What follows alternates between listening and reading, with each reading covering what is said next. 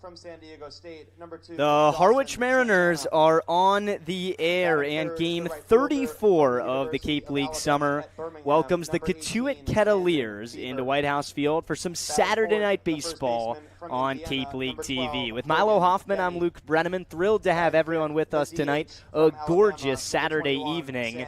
And right now, times have been a little bit tough for the Harwich Mariners. Now a 6-game losing streak.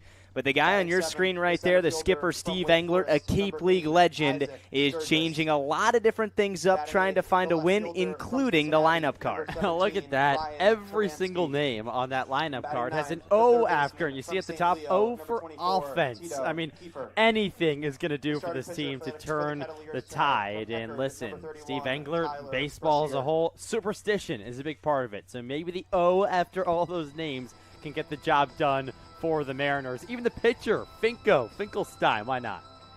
Jason Finkelstein will be the Mariners starter tonight.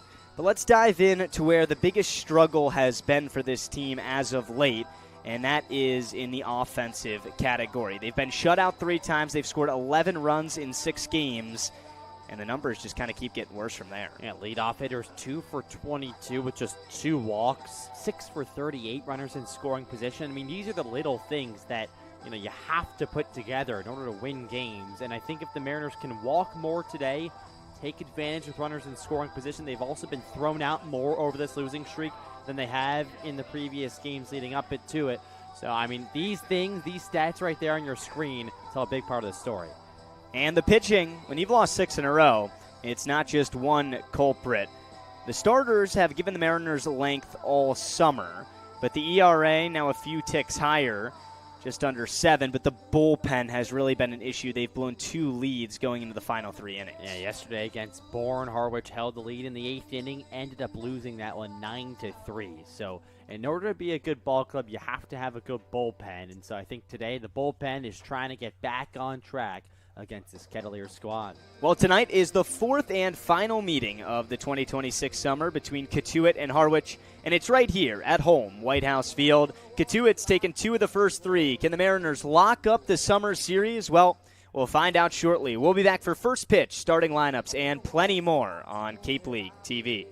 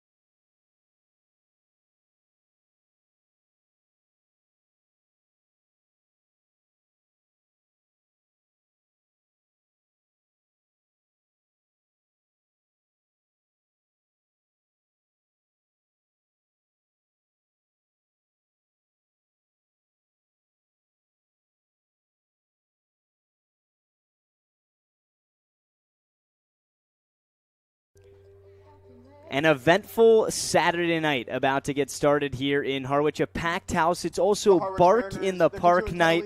Look at that couple planted in left field. They got their pup with them. Can't really beat weekends on Cape Cod. And you throw in Mariner baseball, makes it that much better. But tonight, Harwich is looking to snap a 6-game losing streak against the Cotuit Kettleers. Cotuit comes in 11-19-2 for record. They're in the 4th spot of the West Division, barely hanging on to the final playoff position with about a week and a half left to go in the regular season. Here's who Cotuit calls on tonight for their starting lineup. Leading off and playing short, Owen Pano. Batting second, playing second, Dawson Santana. Hitting third is the right fielder, Landon Beaver. In the cleanup spot, it's the first baseman, Hogan Denny. He's back from Team USA. Batting fifth is the DH out of Alabama, Sam Christensen. Batting sixth, the catcher, Will Plattner. Batting seventh, the center fielder, Isaac Sturgis. The final two for Cotuit. Batting eighth in left field is Ryan Taransky out of Cincinnati. And rounding out the Cats tonight, the third baseman, Tito Kiefer, making his Cape League debut. They'll have a matchup with a Mariner pitcher tonight, Jason Finkelstein, who was here all the way back in early June, Milo, and this summer was just kicking off. And he left the team, and now he's back because the Mariners need arms. Finkelstein comes in at 6'2", 200 pounds, rising senior at Babson, a Division III around here in the Boston area. And in 2026 at school, pitched to a 3.23 ERA and over 60 innings of action. He's been solid. Yeah, very solid, and good to have him back here on this Mariners squad. 2 1/3 innings pitched so far this summer. Has allowed just 1 earned run, a couple strikeouts. So looking to get back on track here and get the Mariners back on track, more importantly. A good start would be crucial. The shortstop from Ole Miss, number 9, Owen Pano. Pano digs in. He's the leadoff man tonight. 5:30 start. 70 degrees, not a cloud in the sky. Typical for summertime in Cape Cod. A little bit of wind tonight. First pitch to Pano, a fastball in the dirt. First pitch, 5:30 on the nose. We're on time. Game 34 of the Cape League summer. Harwich comes into this one at 17-16 for record. Looking to right the ship. It's been a tough week and a half of baseball for the M's. The 1-0, Pano bounces it softly, first base side. Jones flips to Finkelstein covering, and there's the first out of the ball game. Yeah, good to see Jones get involved early here with the Mariners. Not normally a first baseman. Santana. He's played a lot of outfield for Harwich so far this summer, but at first base, and he passed the first test well. Mariners are trying to scatter guys around different positions because the offense has been lackluster on the losing streak, so they'll trade defense for offense at this point. Dawson Santana digs in and takes ball 1. Santana in just his second game this summer, infielder out of San Diego State University. He's ahead of the count 1-0. Here it is. Santana, little cue shot up the middle on 2 hops. Curlin has it, fires to first. 2 up, 2 down. Good to have Finkelstein back in Harwich. And nice start. He's been efficient through 2 hitters. Yeah, 2 weak ground outs induced by Finkelstein. That was an awkward little squibber off the bat of Santana, and Curlin dealt with it well. Landon Beaver digs in. Let's take a look at the Harwich defense tonight. The Mariners come in, and there's been a lot of different mixing and matching around here. It's Brini in left, Kirikoff in center. Larson will be in right. The middle infield's back with Ty and Cade. Peltier back to third where he was an all-star, and you saw Jones make the play at first base for the first out of the game. Beaver takes ball 1 high. Battery connection tonight with Finkelstein, the starter, will be the catcher Tucker Stockman out of Southern Miss. 1-0. Cut on and fouled off the glove of Stockman. 1-1. Beaver's the best hitter in this Cotuit lineup. 272 hitter, 3 home runs, 15 runs batted in. All 3 of those are team highs in each statistical category. Right fielder out of UAB, University of Alabama, Birmingham. The 1-1, high and tight with the heat. And Finkelstein falls behind Beaver again. It's now 2-1. And this is the key for Finkelstein. Stay ahead in counts. You can't fall down 2-1, 3-1. That's when you walk batters, and it's when it starts to go haywire. 2-1. That's out. 3 balls and a strike. You go back to last night. Harwich had a 2-1 lead against the Bourne Braves. And an 8-run 8th inning from the Bravos. Well, they didn't just take the game. They took it, they ran, and then they hit. 3-1 pitch. That's just off the corner as well. First walk of the night comes against Landon Beaver with 2 outs and nobody on. That walk is our free pass of the game presented by Cape Cod Community College. Go to Cape Cod Community College for free. Every program, no tuition or fees for those that qualify. capecod.edu/free for more. So Beaver off of first base runner of the night for the Cats, and Hogan Denny, the cleanup man out of Indiana, will get an at-bat here. First pitch for Denny, jam shot, hits softly, third base side. Peltier screams down the line and makes a play. Play him in left, he'll take home runs. Play him in first because he's flexible. But Peltier might be the best defensive third baseman on Cape Cod. The Cats go down scoreless in the top of the first. They strand 1. And the M's are coming up when we come back on Cape League TV.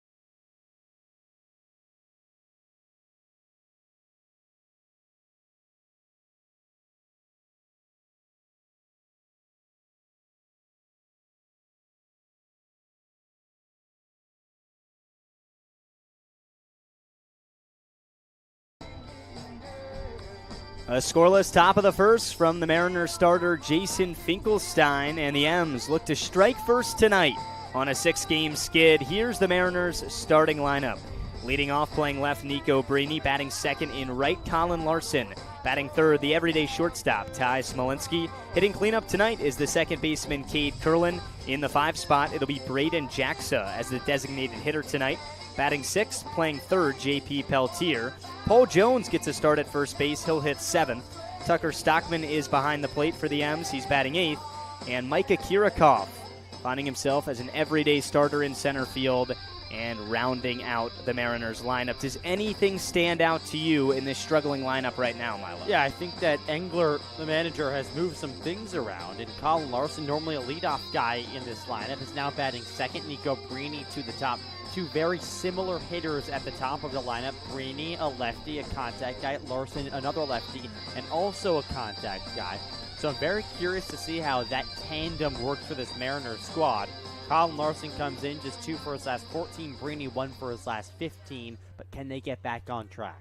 The 2 speedy outfielders are the 1-2 punch in the Harwich lineup tonight. They'll have a date with the right-hander out of Eckerd College, Tyler Brashear.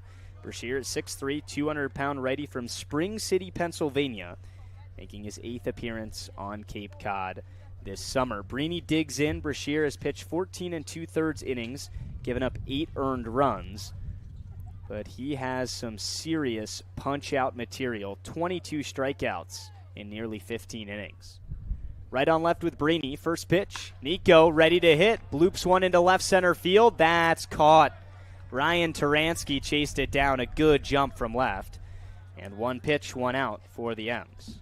Yeah, I like it. Attack early for Nico Brini. Number 4, and Colin Larson. Just a good play by the left fielder Taransky. Good contact, though, off of Nico's bat. I like it, too. I think something that we talked about that might be not hypocritical, but countering what we're mentioning, Brini's aggressiveness, was last night we recommended the M's maybe see a few pitches. Yep. A team that was really good at getting free passes, getting aboard. Brashear does throw strikes. Here comes the first pitch to Larson. Colin takes a heater down the middle, 0-1. And Brini's a guy who, like many of maybe the new-look second-half Harwich Mariners, Jacksa, Curlin, Brini, they're aggressive hitters. They want to get on by swinging the bat and racking up base hits. 0-1. Larson takes again. Breaking ball. Falls down the middle. Call it strike 2. The Mariners win tonight. They lock up a spot in the playoffs. also lock up a spot in the postseason if the Orleans Firebirds lose. 0-2. Larson fouls one back. Staying alive here in a 0-2 hole. That's a good point you bring up. The Mariners looking to win for many different reasons. You should want to win every game, but snap the streak, get in the playoffs. Steve Englert is on the verge of history. We'll keep you tapped in with what that means as we get closer to the end of this ball game. 0-2 pitch. Larson able to stay off the breaking pitch outside. 1-2. But right now it's about not limping into the playoffs. Yeah, and I think there's still a lot of time left. You know, you're struggling right now, but there still is a handful of games. This is the last of a 3-game homestand, and the Mariners are on the road for 3 in a row. So there is enough time to get feeling right before the playoffs. 1-2, popped up foul. Harwich will be on the road at Chatham tomorrow night. First pitch at 7 o'clock from Veterans Field. Then an off day Monday and off day Thursday. So you talked about a couple more regular season games. This is game 34 of a 40-game regular season. But you sprinkle in the off days, there's plenty of time just to get mentally right as well. It's not that this streak should definitely not last until the end of the season. Right. I mean, and you just got to get back to the little things here. And I think this at-bat from Larson is an example of that. 1-2, all over that one, early on the hanging breaking ball. Larson slashed that ball almost sideways. It's interesting. Larson is normally the guy that's relaying the pitches to everyone, but this time he had Nico Brini in front of him. Now Brini went down one pitch. So, you know, it didn't show him too many pitches, but it's a different mindset for Larson now. But in this situation, because there's nobody on, almost back to that leadoff mentality. He's always a battler in the batter's box. Another 2-strike pitch. Outside, a good take. 94-mile-an-hour fastball from Bashir. Missed away. 2-2. Brashear features a sinker, cutter, sweeper, changeup, 4-pitch mix. 2-2 to Larson. Up and away, the count goes full. This is an excellent at-bat here from Larson. I mean, you were down in the count. Now it's 3-2.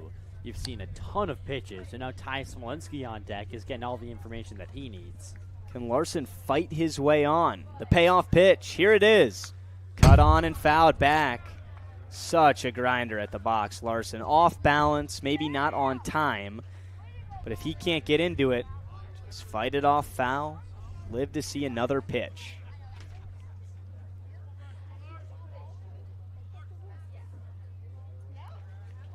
(3-2) coming again. Brashear versus Larson.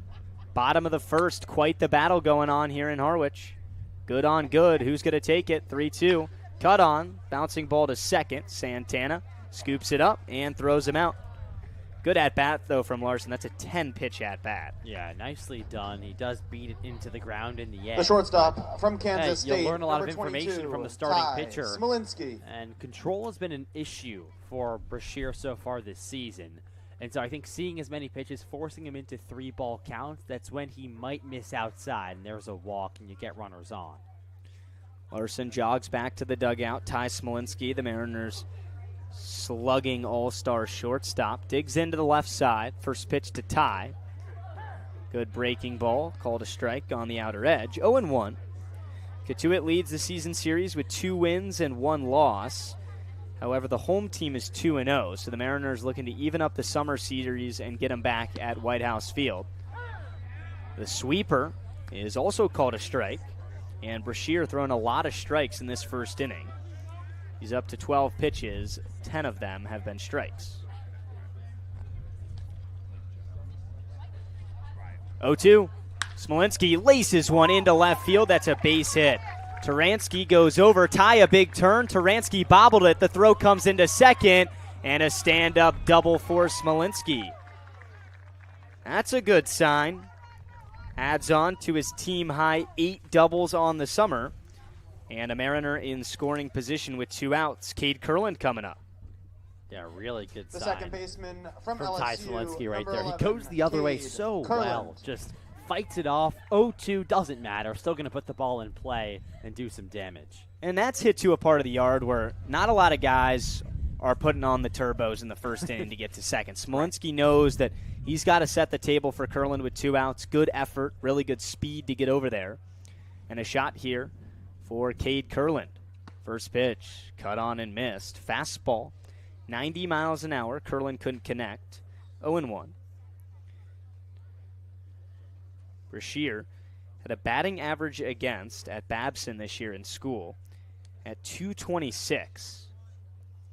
Extremely low number as a pitcher who had a ton of volume on the hill. 0-1. Curlin pops it up foul behind home plate. And now as the fourth hitter in the first inning, Brini lined out on the first pitch of the game, but Brashear got ahead of Larson 0-2 before he worked it full. He was ahead of Smolinski 0-2 before the double, and now he's ahead of Curlin 0-2. Kincaid punch one the other way. There's a big hole on the right side of the infield. That could score Smolinski.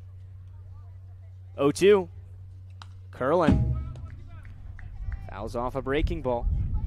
He has such quick hands on that breaking ball inside, just like a hitch. Turns his body and he gets to the ball, staying up there and battling. Still up there rocking all of his Florida Gators gear, the guards, but Curlin is now a LSU Tiger. Transferred this summer. 0-2 pitch coming. Brashear looks back at Smolinski. Now he comes home. Curlin able to lay off that sweeping breaking ball. 1-2. Curlin 7 runs batted in on the summer. Mariners' second baseman has been a gap finder. 6 doubles, second on the team behind Smolinski, who stands off the second base. No score, bottom of the first, 2 outs with tie on. And Brashear steps off to just settle into this start, says my bad to the catcher Will Plattner. Gorgeous night tonight. I mean, what's new? The only thing that could make Harwich a little bit better right now and over the weekend would be the Mariners getting out of this losing skid. Curlin waits for the 1-2. Curlin punches it to short on one hop. Pano comes in, sidearm throw. That's on the money. Harwich strands a 2-out Smolinski double, and both starters are scoreless through 1. We'll be right back for the second on Cape League TV.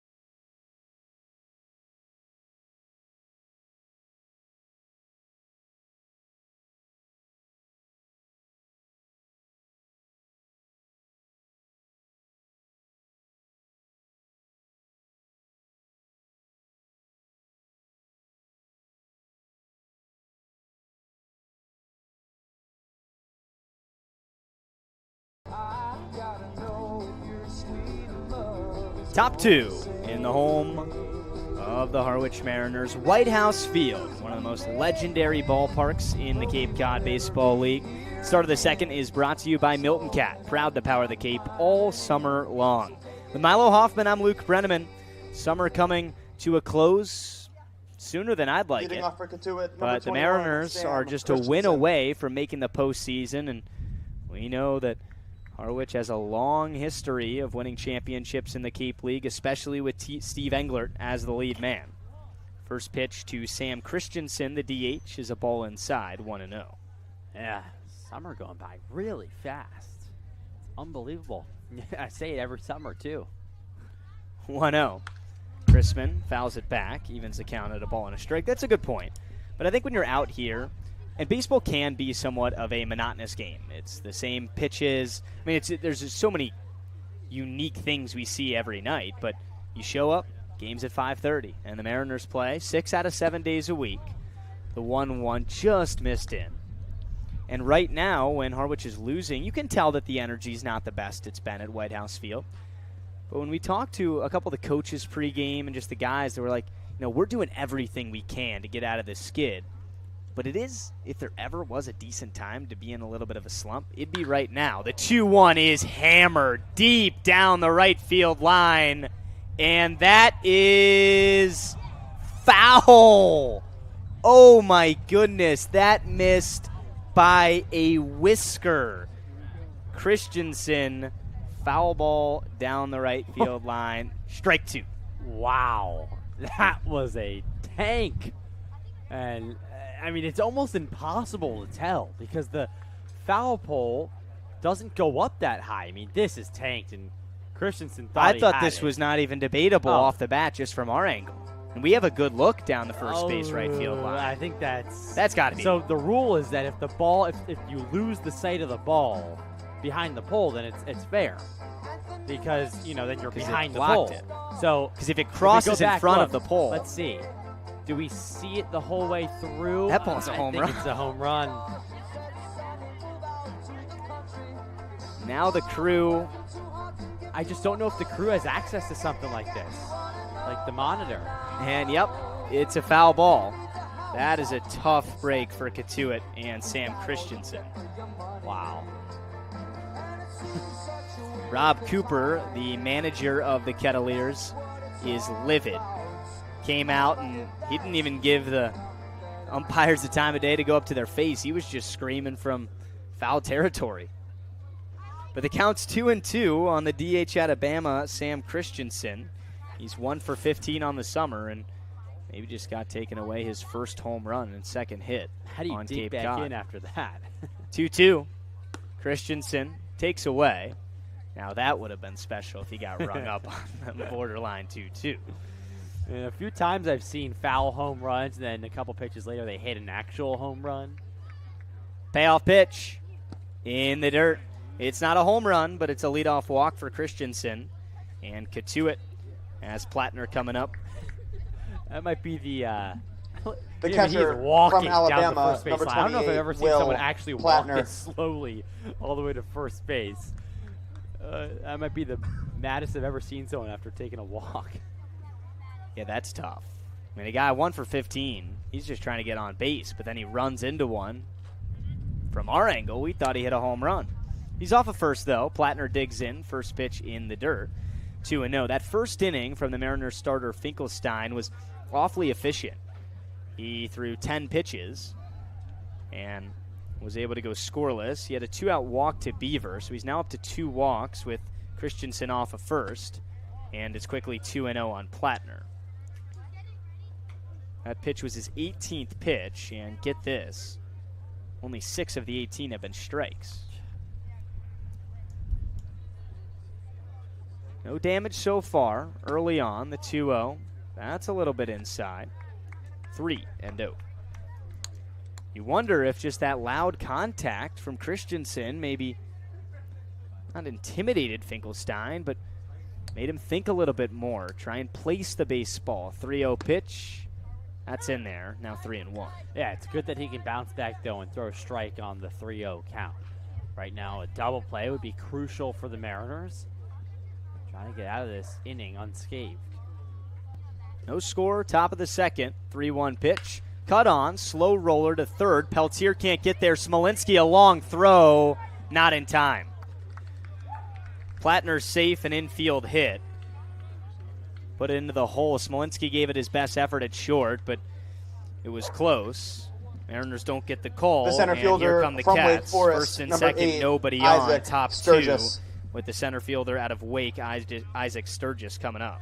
Yeah, it was an interesting play. Peltier tried to cut off the ball. He fully dove.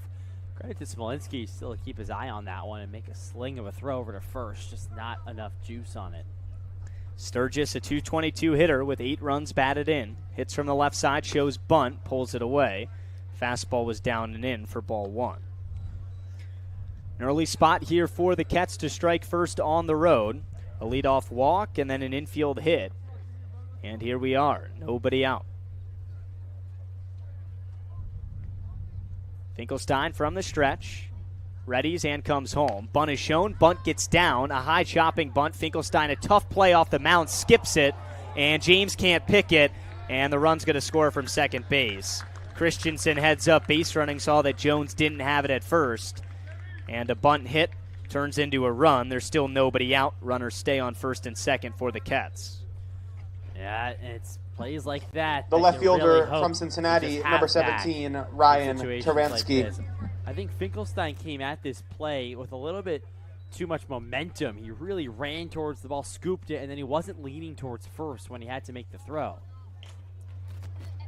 Yeah, that's a tough play. I think that even if it wasn't a sacrifice bunt, that could have been a bunt hit regardless. Ryan Taransky, the hitter. First pitch to Taransky. There's called strike one. Trying to limit the damage here. Could be a big inning for Cotuit. First three hitters have all reached. It was called a bunt single from Sturgis. Throwing air by Finkelstein scored the runner Christensen. 0-1. Bunt gets down this time from Taransky, but foul. 0-2. Finkelstein came off the mound right there. Like, again, going to test me again, but I think it made sense. Now with 2 strikes, though, you think they pull it back. I mean, that's an art of pitching that some guys are better at than others. And if you can find a pitcher who can't handle, not that Finkelstein can't, that was a really good bunt. We were talking about it from Sturgis. But any advantage that you can get in a league where the talent is so wide-ranging like this one on Cape Cod. Bunt may be out the door for the Cincinnati prospect, Ryan Taransky. No balls, 2 strikes. First and second, nobody out. 1 already in. Top 2 here in Harwich. Cotuit looking to add on the 0-2 outside. Ball and 2 strikes.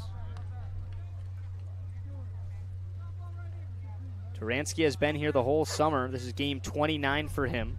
A 119 hitter, but he's grinded, leads the team in runs scored. 23 walks, also leads the team. 1-2. Ooh, that just missed. Fastball right off the inner edge. Evens the count at 2-2. Yeah, it's pitches like that you really hope you can get if you're Finkelstein on the mound. Double play still in action here, though. Just looking for that first out here. 2-2 pitch. Hard hit liner into right field on 1 hop. Plattner at second, gets held at third. And everybody goes station to station. Cotuit has him loaded here in the second.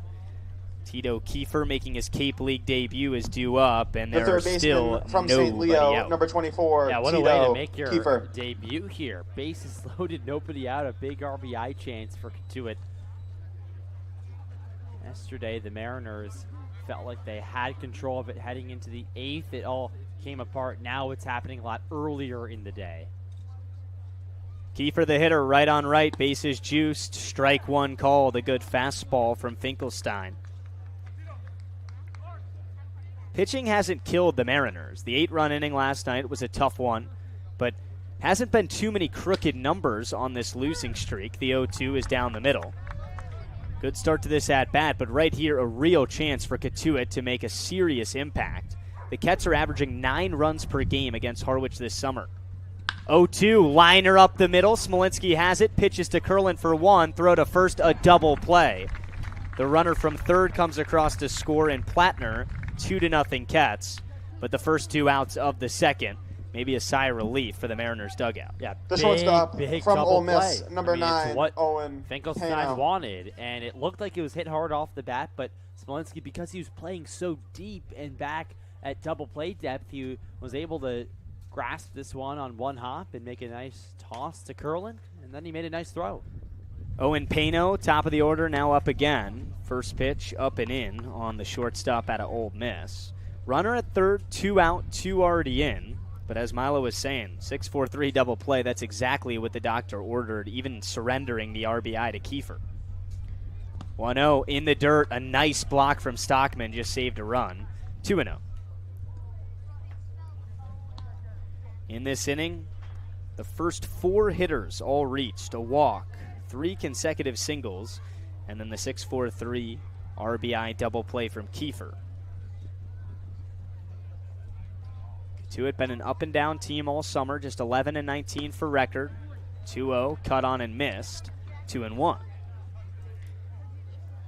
Pano grounded out in the top of the first to get this game going to the first baseman of Harwich, Paul Jones. 2-1. outside, now 3-1. Cotuit took the last 2 meetings against the Mariners. Back on June 28th, 11-4 Cotuit win. July 9th, 8-4 Cotuit win. The Kettleers averaged 9 runs a game against Harwich so far this season in 3 games. 3-1. Swing and a miss. A nice breaking ball. Got the bite from Pano. And the count goes full here with 2 outs.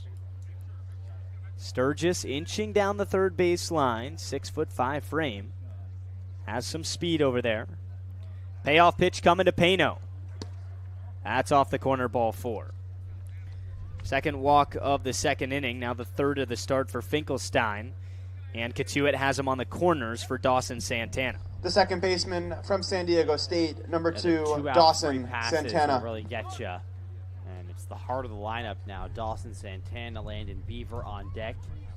I'll try and stop it here. Santana, how about a bright yellow bat? Yeah, we saw Hogan Denny, their cleanup hitter, have a neon pink bat. Anything goes in Cotuit. Santana 0 for his first 3 on Cape Cod. A new addition to this team. Bloops one foul over the dugout, right field side. That's strike 1. Santana, the second baseman out of San Diego State University. Seen a couple Cape League guys from SDSU. It's from Lake Oswego, Oregon. Just a 5'6", 155-pound middle infielder. Rising senior as well. Boston fans know smaller second baseman Dustin Pedroia. 0-1, fouled back, 0-2. The count on Santana. 2 already in the top of the second for the Cats. They've jumped on the Harwich starter Jason Finkelstein. 3 singles and 2 walks, and they might not be done just yet. 0-2 pitch, runner from first goes, but now he stops. Pitch was high, 1-2. Yeah, I mean, I think of Jose Altuve when I think of small second baseman as well. Just guys who can put the bat on the ball. Altuve also has power. A ton of it. 2-strike pitch. Runner from first goes again. Swing and a miss. Doesn't matter. The first punch out of the night from Finkelstein ends the second inning, but not before the Kettleers generate 3 hits and leave 2 on after scoring the first 2 runs of the night. 2-0 Cotuit. Harwich looks to get it back when we come back in the home half of the second on Cape League TV. Check my pulse and my heart.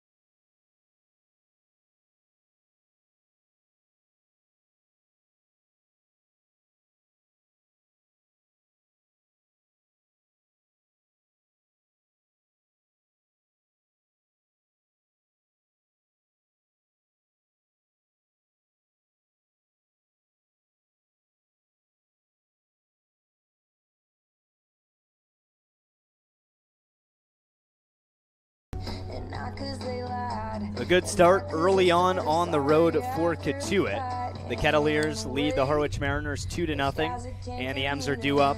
Bottom 2 here in Harwich. It's 5, 6, and 7 coming up. Jaxa, Peltier, and Jones. Tyler Brashear back on the hill, the Cotuit starter.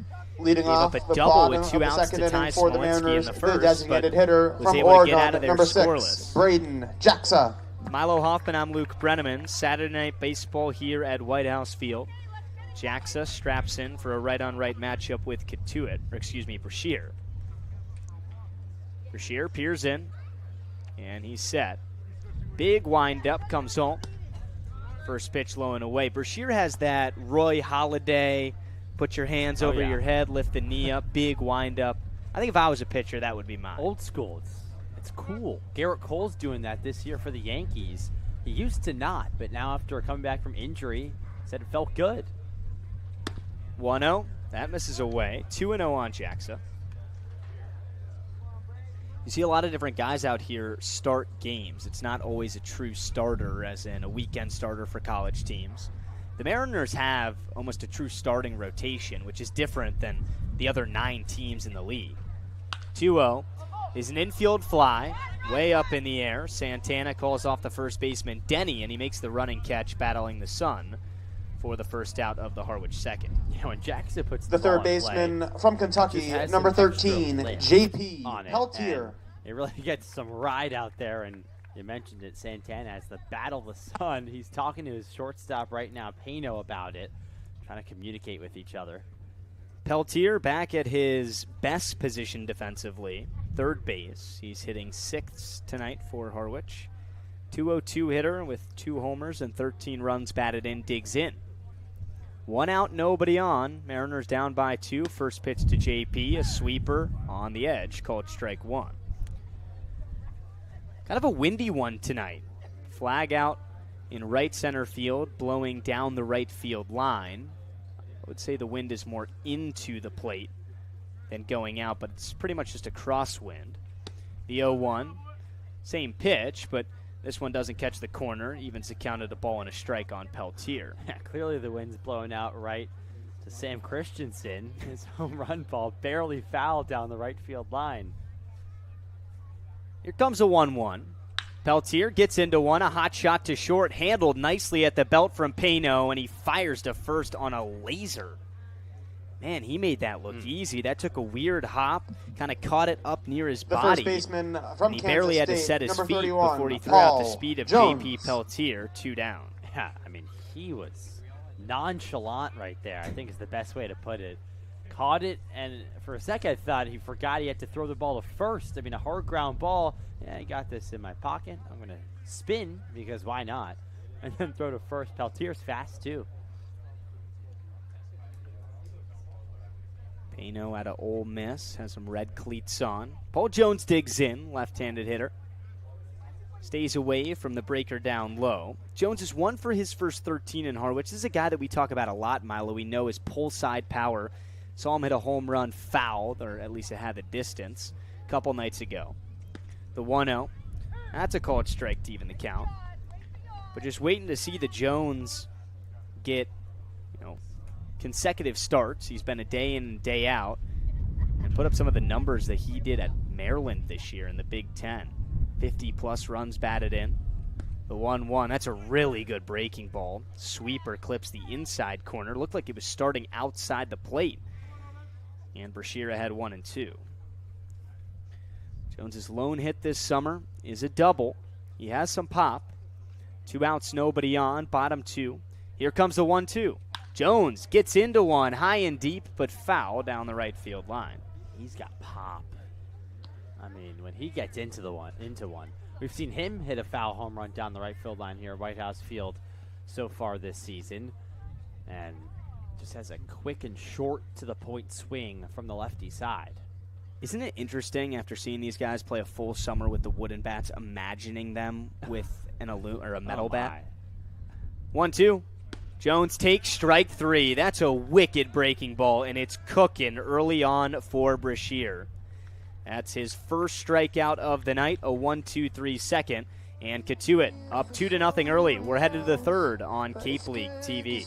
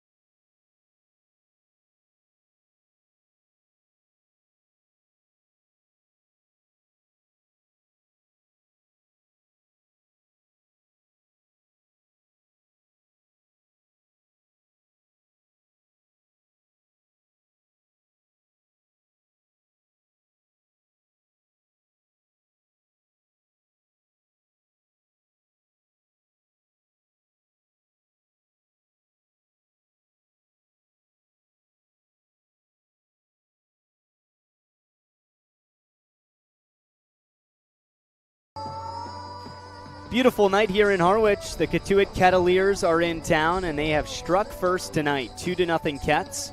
Top of the third, we welcome you into Cape League TV. The last time these two teams met, Cotuit got the better of Harwich over there at Lowell Park, 8-4. And the Mariners just had a tough start from Cooper Walls. Only made it into the third inning, gave up 4 earned. But how about that effort that Coy and Moran had? Both of them not in the lineup tonight for the Cats. Yeah, Noah Coy, J.J. Moran, a combined 7 for 8 at the plate. Colin Larson started off that game, first hitter, home run. The Mariners got up to a good start, but then it all crumbled at the end. 3, 4, and 5 due up for Cotuit here to start the third. Landon Beaver digs in and takes a fastball off the plate. Ball 1. Beaver walked his first time up. Second inning is when Cotuit got to Finkelstein. 3 hits, 2 walked, plated 2. The 1-0. There's a good fastball. Came in at 92, called a strike on the edge. It is starting to become that time where Harwich, out of all teams that we've seen, Milo, we get familiar with the superstars of the names. For example, 1-1, outside. Tage Davis was with Cotuit early on. He went to Team USA, did not return. But that's the ACC Player of the Year, so you know him even before we got to the Cape or prepared for any of the other teams. However, a lot of these teams feel like they're getting new guys in every day. The 2-1 is skied foul, third base side.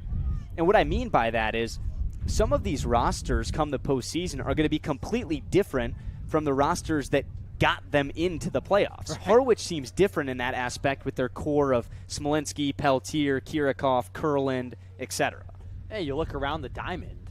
2-2. Count goes full. Yeah.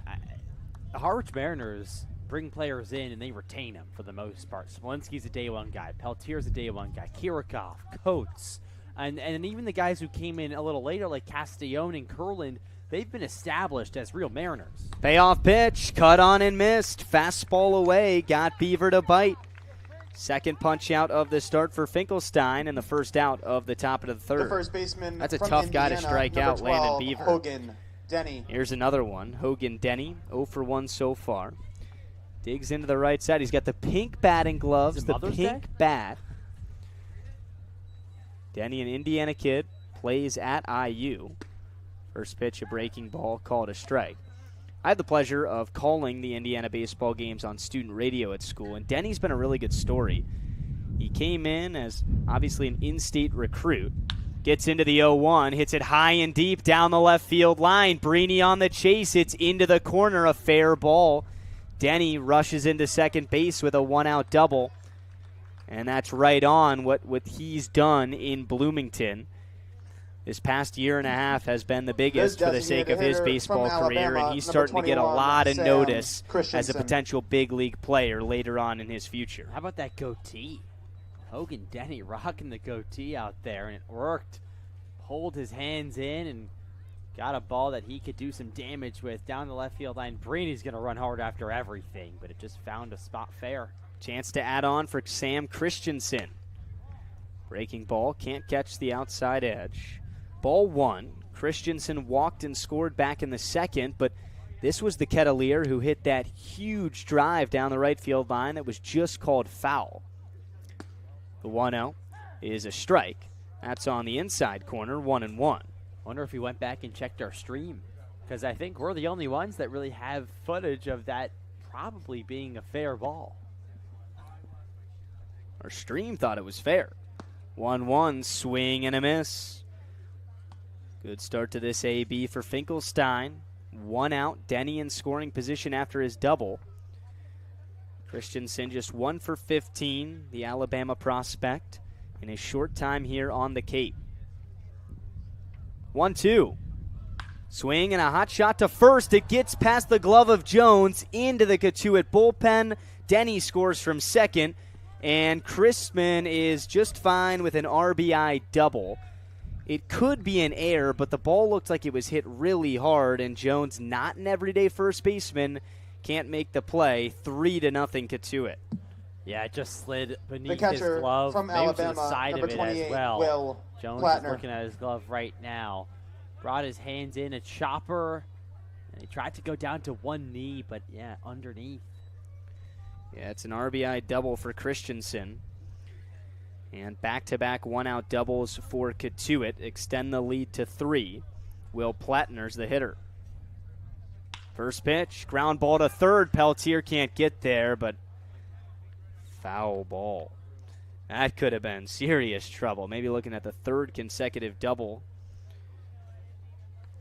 But it's strike 1 on Plattner. Offense is going to have to show up today for the Mariners, and that lineup card is going to have to come and bring some good juju. The 0-1.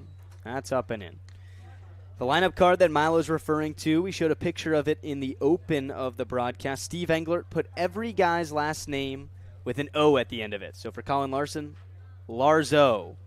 Pelto for Peltier, because O is for offense, as the 1-1 is waved at and missed by Plattner. Luke Brennemino.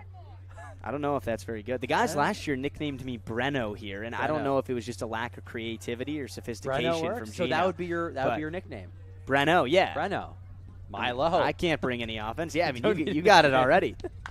Bouncing ball foul, third base side. I mean, your last name's Hoffman. They could call you Hoffo. Hoffo. Yeah. Yeah. Hoffo. But Breno, yeah. Brings off the tongue well. Breno. It's easy to say. With the Cats bringing all the O so far tonight. 3-0 Cotuit. This one is sky high, infield pop-up. Jones calls everyone off and makes the grab. Second out of the top of the 3rd. Christensen stays put in scoring position. That was real high. The center fielder from Wake Forest, number 8, Isaac Sturgis. Okay, but you bring up a good point. Everything's about offense for Harwich and trying to snap this streak. However, Paul Jones is playing first base for maybe Sean O'Leary today or Quentin Coates, both good bats. And you see the value of defense still, because maybe that's a play that could have been made and this game stays 2-0. First pitch is inside on Sturgis, ball 1. But nonetheless, you can't win if you can't score. Right, and it all matters. I mean, every single part matters. And you can try to diagnose how a team's playing during a 6-game losing streak, and you're going to hit on almost everything because not much has been going right. 1-0 is away. 2-0 on Sturgis. This is the part of the Cotuit order that rallied together 3 consecutive singles back in the 2nd inning. There's one already in with a runner at second base here in the 3rd. 2-0 pitch. That's a strike. Fastball from Finkelstein gets him in the count, 2-1.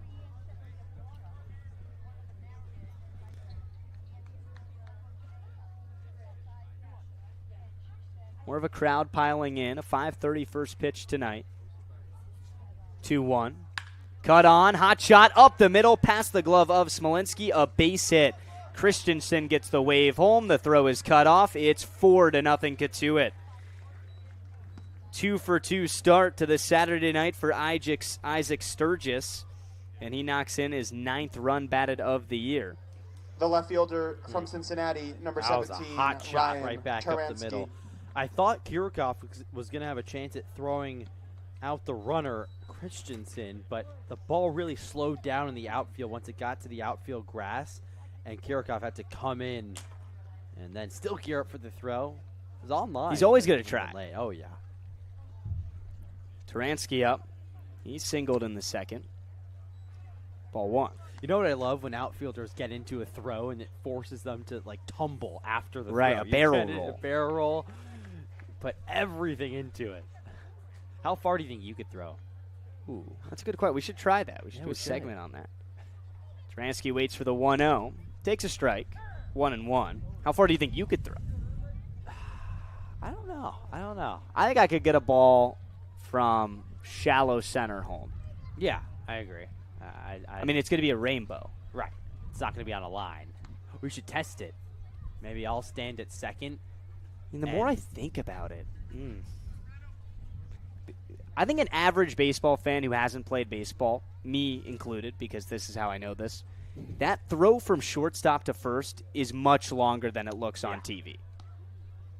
Especially those balls hitting the hole where only certain shortstops like Derek Jeter can make those off-balance momentum going away from the first base bag across your body throws. I mean, that is just wicked strength and flexibility. Ball and a strike on the big lefty, Taransky. Runner goes from first, pitch outside, throw down above the head of Smolinski. He's got to leap up, and there's no tag at second.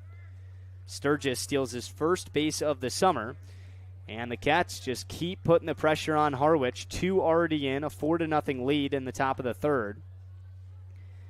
And now another guy in scoring position with 2 outs. 2 balls and 1 strike on Taransky.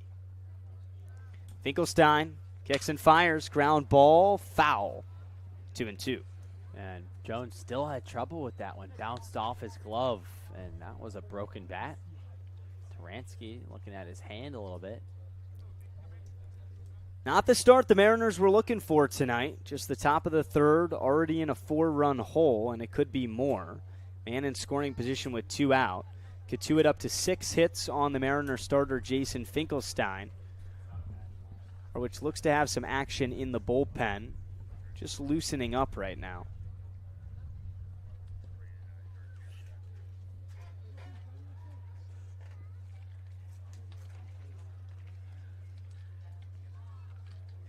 That's Brady Bendick out of the U.S. Naval Academy. He's just up and moving a little bit. Taransky awaits the 2-2. Chopped foul, first base side. Taransky looked like he got a little beat up there. Maybe he was frustrated with himself. He's staying alive here.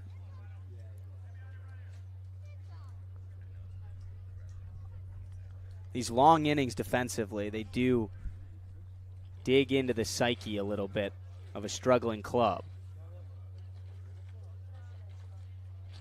2-strike pitch. Popped up over the press box, foul. Is a good battle taking place. We were talking pregame, a lot of respect for guys like Taransky. Came from Cincinnati, playing in his 29th game, hitting 119 for average. But he's shown up every day, he's stuck it out, and he's here to get better. A lot of guys can just say, you know, I'm going to go enjoy my summer. Enough with Cape League. 2-2 in the dirt. Taransky did not go. The count goes full. But he stayed here. He's grinded. He's found a way to impact this team. A really strong outfielder in left. Leads the team in walks. Leads the team in runs scored. Although he hits below 120 for average, he's still finding his way on. Payoff pitch. Down low, ball 4. That is the 4th walk of the start for Finkelstein, and now puts him on first and second with 2 outs, and Tito Kiefer coming up in the top of the third. Yeah, and Steve Englert takes the walk, and there's the call of the bullpen. So another start that the Mariners would want back. So Finkelstein returns to Harwich, and he gives the Mariners 2 2/3, 6 hits, 4 already in, but he's leaving his guys out there. Taransky at first, Sturgis at second. And the Mariners go to the bullpen. Bendick coming in the game when we come back on Cape League TV.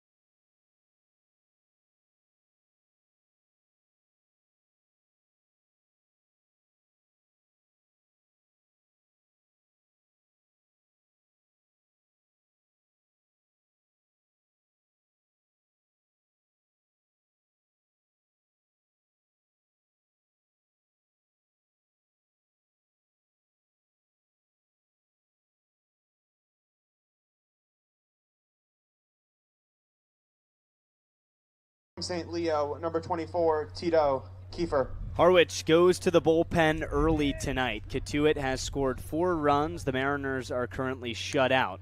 It's the top of the third, first and second, 2 down. The 9-hole hitter Tito Kiefer is at the plate. And the Mariners call on the righty Brady Bendick out of the U.S. Naval Academy. Bendick just got here about a week ago. Pitched 1 time, 2 innings out of the bullpen earlier this week. And they were both scoreless, only giving up 1 hit. So a spot that we've seen a lot of arms in recently where they're just coming into the game to maybe eat up some innings. Yeah, and listen, you need to gobble up as many innings as you can with the short start. And Bendick looks promising. He did well in his first time pitching with the Mariners, so trying to carry that into today. 2-0, or pardon me, 2-1 with 2 out. Swing and a miss, strike 1 to Kiefer. Taransky off of first, Sturgis off of second. This has been a 3-hit inning. Taransky walked to get on. And 2 have already scored in the top of the third. 0-1. Outside with the fastball. Ball and a strike.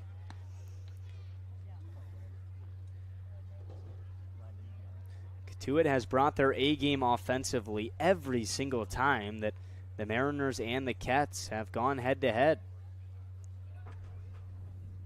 1-1. Check swing on a fastball high. No appeal.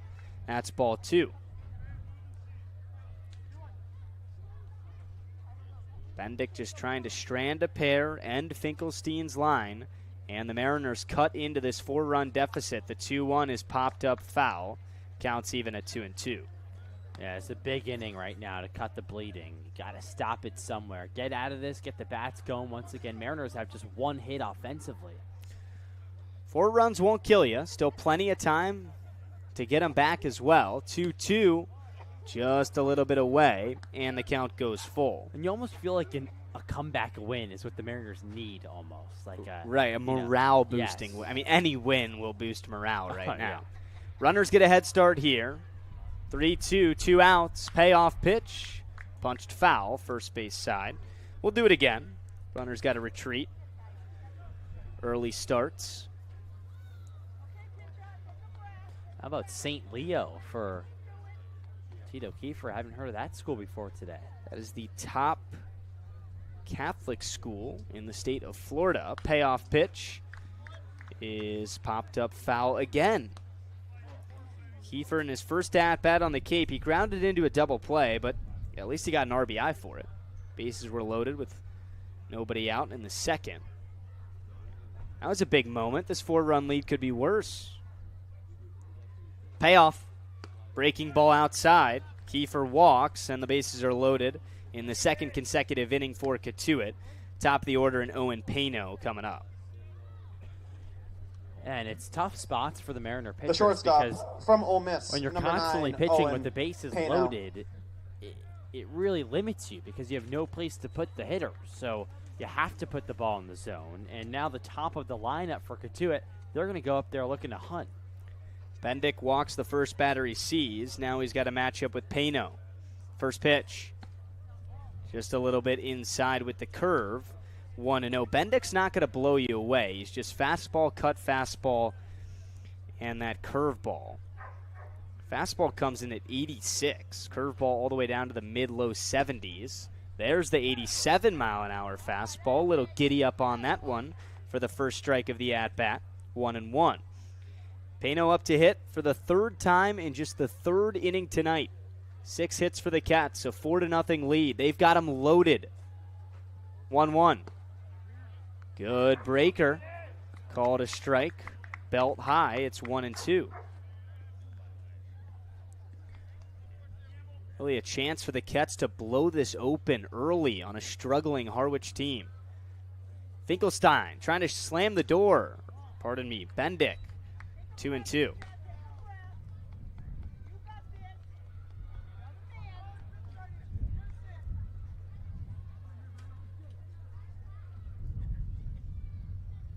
Bendick from the stretch. 2-2. Swing and a miss. He left him loaded. Bendick comes in and does his job out of the pen. But the Kettleers, another 3-hit inning, good for 2 runs. They leave the bases loaded. and Cotuit with a 4-0 advantage through the first 2.5 in Harwich. We'll be right back on Cape League TV.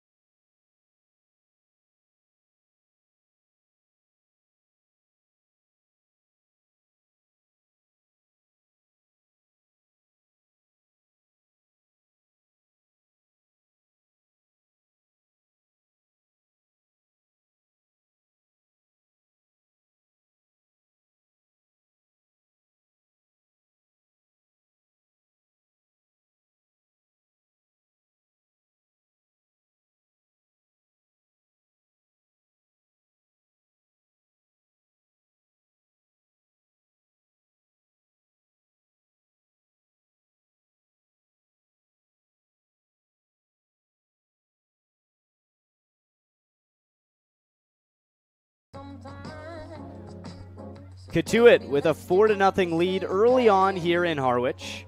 Mariners are due up in the home half of the third. Thanks for tuning in on Cape League TV tonight. Game Leading 34 of the third of a inning for the 40-game Mariners, regular season summer here in Harwich. It's 8-9-1 coming to the plate for Harwich. The righty Tyler Brashear, who got the start tonight for Cotuit. He's been cruising early on, only giving up 1 hit, no damage on the scoreboard so far. Right on right with Stockman. First pitch. Tucker skies one. First base side of the infield, but foul. Strike one. So not only are the Mariners on a little skid right now, Milo, now they're in a hole. What's the mindset in the dugout? Do you try and kickstart the guys if you're Steve Englert, or just play like it's any other game? I mean, I think you've got to take it one pitch at a time. It starts with Stockman. The 0-1.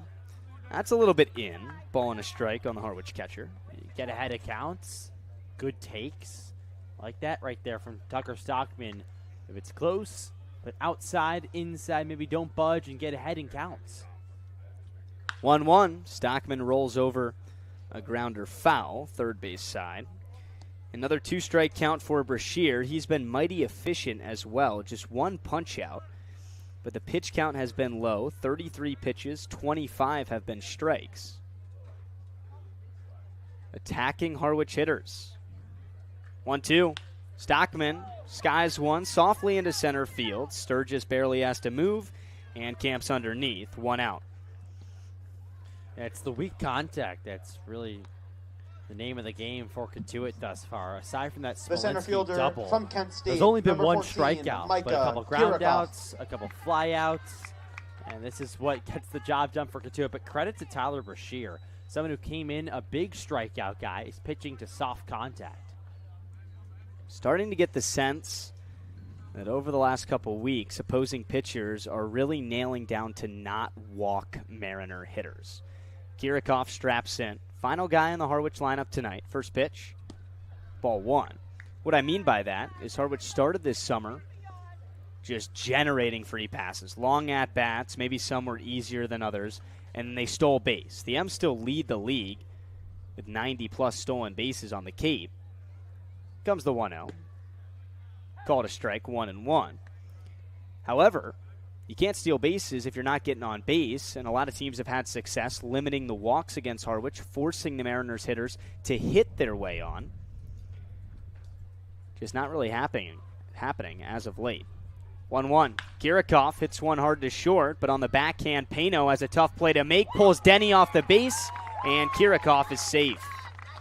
Good hustle down the line. It was a tough play at short, but Pano lofted that ball a little bit too high for the reach of Denny, and the M's have a runner on with 1 out. That's one that Pano will tell you he has to make, and he was very calm about it. It'll go as from an Vanderbilt, error. number Hit hard, 21, but he backhands Nico it. Brini. He almost rushes the throw out of the glove. And it's just big for the Mariners. I mean, Kirikoff has speed. Get him moving. Get something going. Kirikoff has stolen 8 bases this summer. He's electric. He scored a run all on his own last night. Walked, stole second, got to third on a throwing error, then scored on a wild pitch. Nico Brini, the batter. Check on Kirikov, back with a dive. So step one, got someone on base. Doesn't have to be a hit. Exactly. They all count the same. Brini's 0 for 1, lined out to left his first time up in this one. Brashear looks very comfortable out there on the hill. See if Kirikov runs. Check on him again. And that throw gets away from Denny into foul territory. Kirikov's all the way at second base, and he thought about third. He's going to put on the brakes. So Kirikov reaches on an error. Now he advances to second on an error from the pitcher Brashear. And the M's can maybe capitalize for their first run of the ball game. Here goes Kirikov again, just making things happen. Finds himself at second base. Who knows? It seems like it's always an adventure, but a good adventure. Poor throw there from Brashear. Hit off Denny's glove. First pitch. Brini takes a strike. Breaking ball up high. It caught the zone, 0-1. Micah with so much speed at second that you think any hit that gets out of the outfield can get the Mariners on the board tonight, but it's going to take more than one. Harwich down 4-0. 0-1 coming to Brini. That gets away from the catcher Plattner, and Micah takes a huge round around third, and he puts on the brakes. An error to get on, an error to get to second, and a wild pitch to get to third. Something about Kirikov being on base just welcomes good things to happen for the Mariners. That one behind Brini. I mean, way behind Brini. That's got to be trippy as the hitter. Well, Brashear, although he's been solid on the Cape and he's a big strikeout guy, has only struck out one Harwich hitter tonight, but he's been wild. 10 hit batters on Cape Cod in 14 innings so far. Hasn't hit anyone tonight. Brini looking for a hit. The 1-1. Swing and a miss. Fastball, a little bit below the knees. Puts Brashear ahead 1-2. But now you don't need a hit. Now you have a runner on third with less than 2 outs. Get the ball in the air. Middle of the infield is playing back, and third base is the only position playing in. And a ton of speed at third. Here comes a 2-strike pitch. That's outside. Counts even at 2-2. Kirikov's really getting down that line. Plattner, the catcher, might be thinking of organizing some back pick action with the third baseman Kiefer. For now, the 2-2 with Brini. Brashear back to the windup. Outside, thought about the back pick. Kirikov forced to dive back, and the count goes full. I like it. Kirikov is just really being a distraction at third base right now. And he's probably not going to go anywhere. He has to stay cautious because Kiefer's playing pretty close to the bag. Here comes the payoff pitch. Runner at third, 1 out. Outside, ball 4. You'll absolutely take that.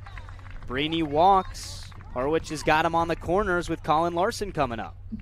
Yeah, and this has The turned right into a fielder good inning from Boston College, for the number Mariners. 4, Colin And Larson.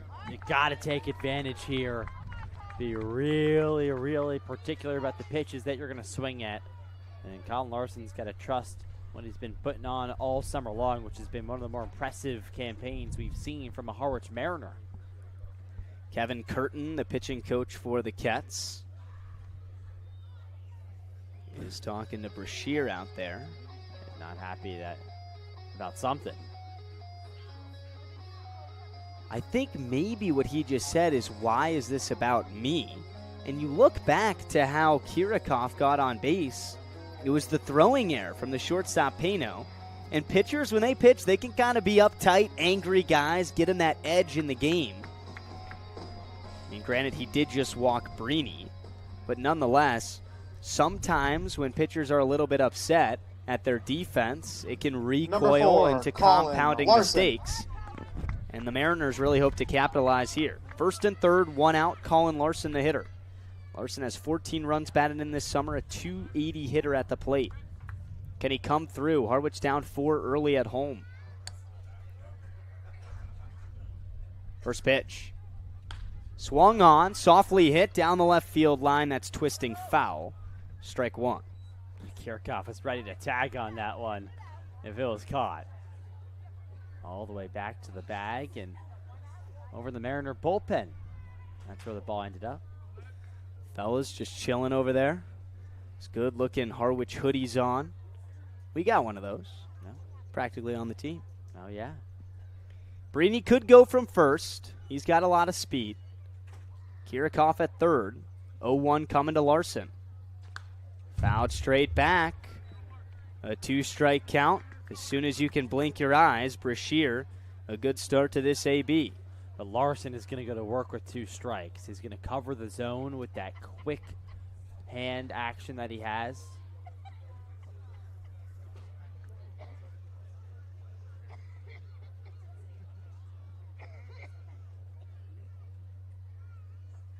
Oh, 2. Larson takes, and that's called strike 3. A borderline pitch. And the second out of the Harwich third.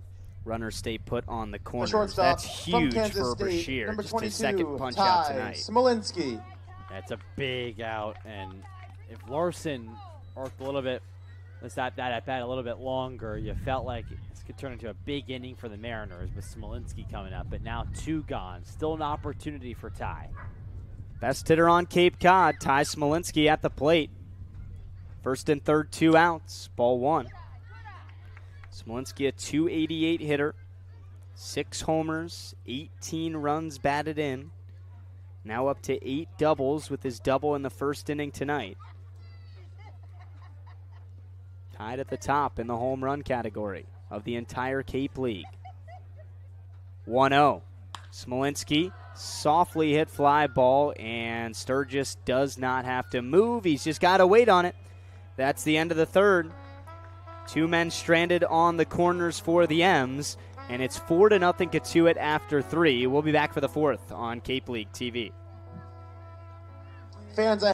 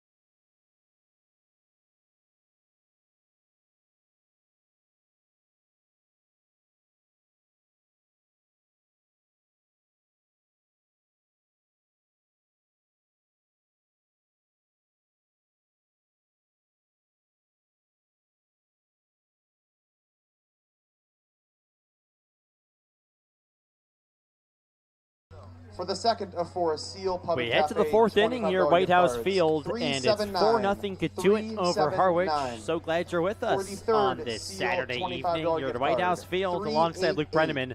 Milo 388. Hoffman. A reminder that Eastern 44th Propane and Seal Oil gift is card. proud to recognize our hometown 371. heroes throughout the Cape. And we If will you are announce active the duty military, remaining a veteran, tickets in police, the next fire, half or inning. EMT personnel, you are eligible for a discount. It's still Brady Bendictone the slab for the Mariners, Leading off and for he Cotuit, deals number to 2, 2, Dawson 3, and Santana. 4 in the Cotuit lineup. That begins with Dawson Santana, the right-handed hitting second baseman. Already his 3rd at-bat of the game. We're just in the 4th. Here's the pitch. Taken upstairs, an 88-mile-an-hour fastball, and it's 1-0. Santana, just his second start with Cotuit. He's probably like, whoa, I got to find my way in this lineup the way these guys are going early. The 1-0 pitch is outside. 2-0 on Santana, who has his bright yellow barrel at the top. The black handle on his bat. 0 for 2, ground out in the first, a strikeout in the second. Here's the 2-0. Inside 3-0. Santana has seen the Cotuit lineup do really well so far tonight. 6 hits, 4 runs. 2 runs in the second, 2 in the third. Bendick kicks and fires the 3-0. Right down the middle with an off speed, and it's 3-1. It's easier said than done, but I think that Harwich should just be throw strikes and live if you give up 30 hits. 3-1 is a slider that is called a strike on the inside corner. 3-2. I mean, 30 hits, obviously 30 hits. somewhat of a joke, but on a serious note, I think that the walks are really deflating the energy of the team right now. The payoff is in on the hands. Blooper to second, caught by Kurland on the fly, and there's one gone. And a perfect example there. Bendick falls behind 3-0. He throws 3 center cut strikes, a couple of different pitches, and right give him credit. from He UAB, executed number in the zone 18, when he had Landon to. Beaver. But it gets a little weak fly ball to the second baseman, Kurland, and first out of the inning, leadoff man doesn't reach. Here's Landon Bieber. Pitch to the lefty. Just misses outside with an 88-mile-an-hour heater. It's 1-0 on Beaver. He walked in the first, struck out in the third. Leads the team with 3 homers and 15 RBIs. 1-0 is outside. 2-0.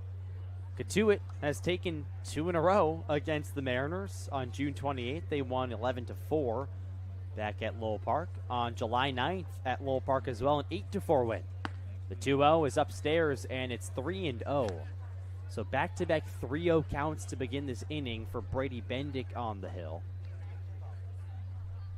4-0 Cotuit over Harwich. 3-0 is down the middle with a strike. 3-1. Love watching Bendick pitch because he's such a competitor. Even in the summer league, the first time we saw him, if he gets out of an inning scoreless, leaves runners on, he's smacking his glove. 3-1 is popped up, shallow left field, and Smolinski, the shortstop, goes over to make the play on the infield dirt, and there's 2 away. He's battled back. You don't see that too often. Not once, but twice. The first baseman Bendick from falls Indiana, behind 3-0. number 12, Hogan. And he's able to Denny. get an infield pop-up.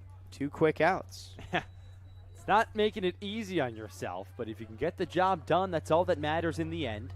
Here's Hogan. Denny pitch is a breaking ball over his head, and Denny ducked out of the way. Somehow didn't get hit by that one. He's got a lot going on. A lot. I mean, the colors are bursting.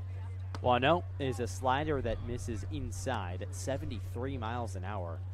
2-0. He's got the pink bat, the pink batting gloves, pink armor over his left shin. Undershirt, too. The 2-0. Oh, that hit him. It barely clipped him on the left elbow with that pink elbow guard. And so there's a 2-out runner aboard here for Cotuit in the top of the 4th. The designated hitter from Do you Alabama, think it looks good number together? 21, Sam I think it's Christensen. definitely a look for sure. So, no. You wouldn't wear it. I don't know if it's best with the Cotuit color jersey, that sort of maroon I mean, color. it could be for something else, Right, obviously. exactly. I mean, Breast Cancer Awareness Month is obviously October, so we'll see a lot of that. But could just be a year-round thing or representing some cause. Might just like pink. Here's Sam Christensen. He swings and misses with his reddish bat. Also a little bit of color there. Yeah, I like pink. I like the Cotuit colors, though. Yeah. I think that the pinstripe pants are really clean with the maroon look on the tops of the jerseys. I agree. A lot of those guys are wearing, I mean, I guess it is one of their colors, that darker navy helmet or the long sleeves from Denny.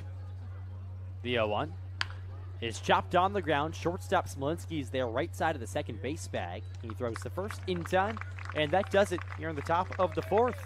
So a nice 4-hitter inning by Brady Bendick. They leave Denny stranded at first after his hit by pitch. We head to the bottom of the 4th. Still 4-0 Fans Cotuit continuing on Cape our League TV. Bark in the Park raffle.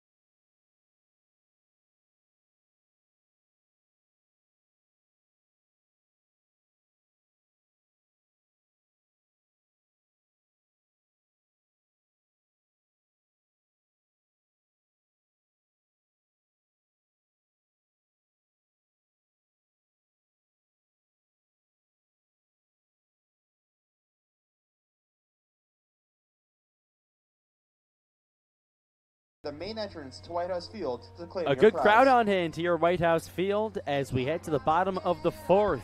And Cotuit holds a 4-0 lead over the Mariners. Harwich coming to bat, trying to snap this 6-game losing streak. Fans trying to bring them good luck. Always a good crowd on hand here at Whitehouse Field. It'll be 4, 5, and 6 in the Harwich lineup, starting with the right-handed hitting Cade Curlin. He's 0 for 1, grounded out to short back in the first. Number 11, and it's still Tyler Brashear on the hill for the Kettleers.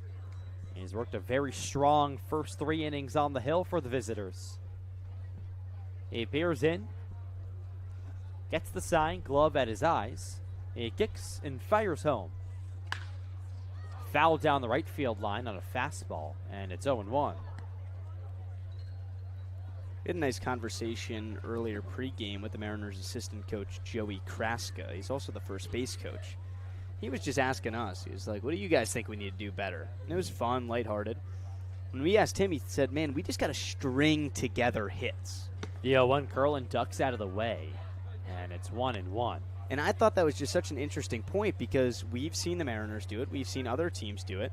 You can win baseball games with 5, 6, 7 hits. You don't have to have a dozen or 15 or 20 like the Mariners have seen teams do the last couple nights. 1-1, a big swing and a miss from Curlin.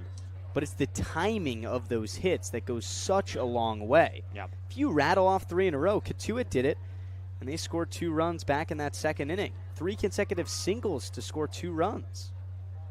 Brashear kicks and fires the 1-2. Curlin takes down and away, and it's 2-2. Yeah, it's about rallying. It's about putting together big innings. Mariners had first and third back in the third inning with just 1 out. Couldn't bring home a run. They didn't actually pick up a hit in that inning, funny enough. There's the 2-2 from Brashear. Swing and a miss. A slider outside fooled Curlin. It's the 3rd strikeout of the night for Brashear, and there's 1 gone in the bottom of the 4th. The designated I'm starting to feel like from Brashear's Oregon, really number getting 6, going Brady now because Jackson. a guy who came in with 22 strikeouts and 14 innings pitched on the Cape only had 2 through the first 3 innings, and that's not bad. But this is a guy that can really rack him up, and granted that he's already gotten a lot of soft contact off Mariner bats so far, strikeouts might be coming. There's the pitch to Jackson. Inside, 1-0 on Braden Jackson, the DH. Tall, 6'6" Oregon product. He popped out to second base back in the second inning. A .268 hitter on the season.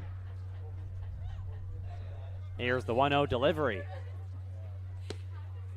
There's a strike at the knees with the 92-mile-an-hour heater. 4-0 Cotuit over the Mariners. Bottom of the 4th, 1 away. Here's the offering. Jackson takes a strike on the upper half, and it's now 1-2. Just 3 base runners have raced so far against Brashear. A Smolinski double in the first, a Brini walk, and Kirchhoff reached via an error back in the 3rd. Here's the 1-2.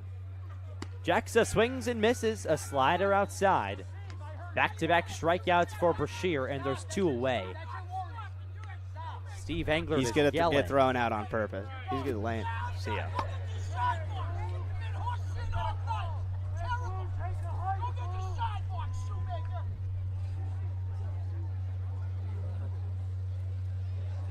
And Steve Engler's just been thrown out of this game.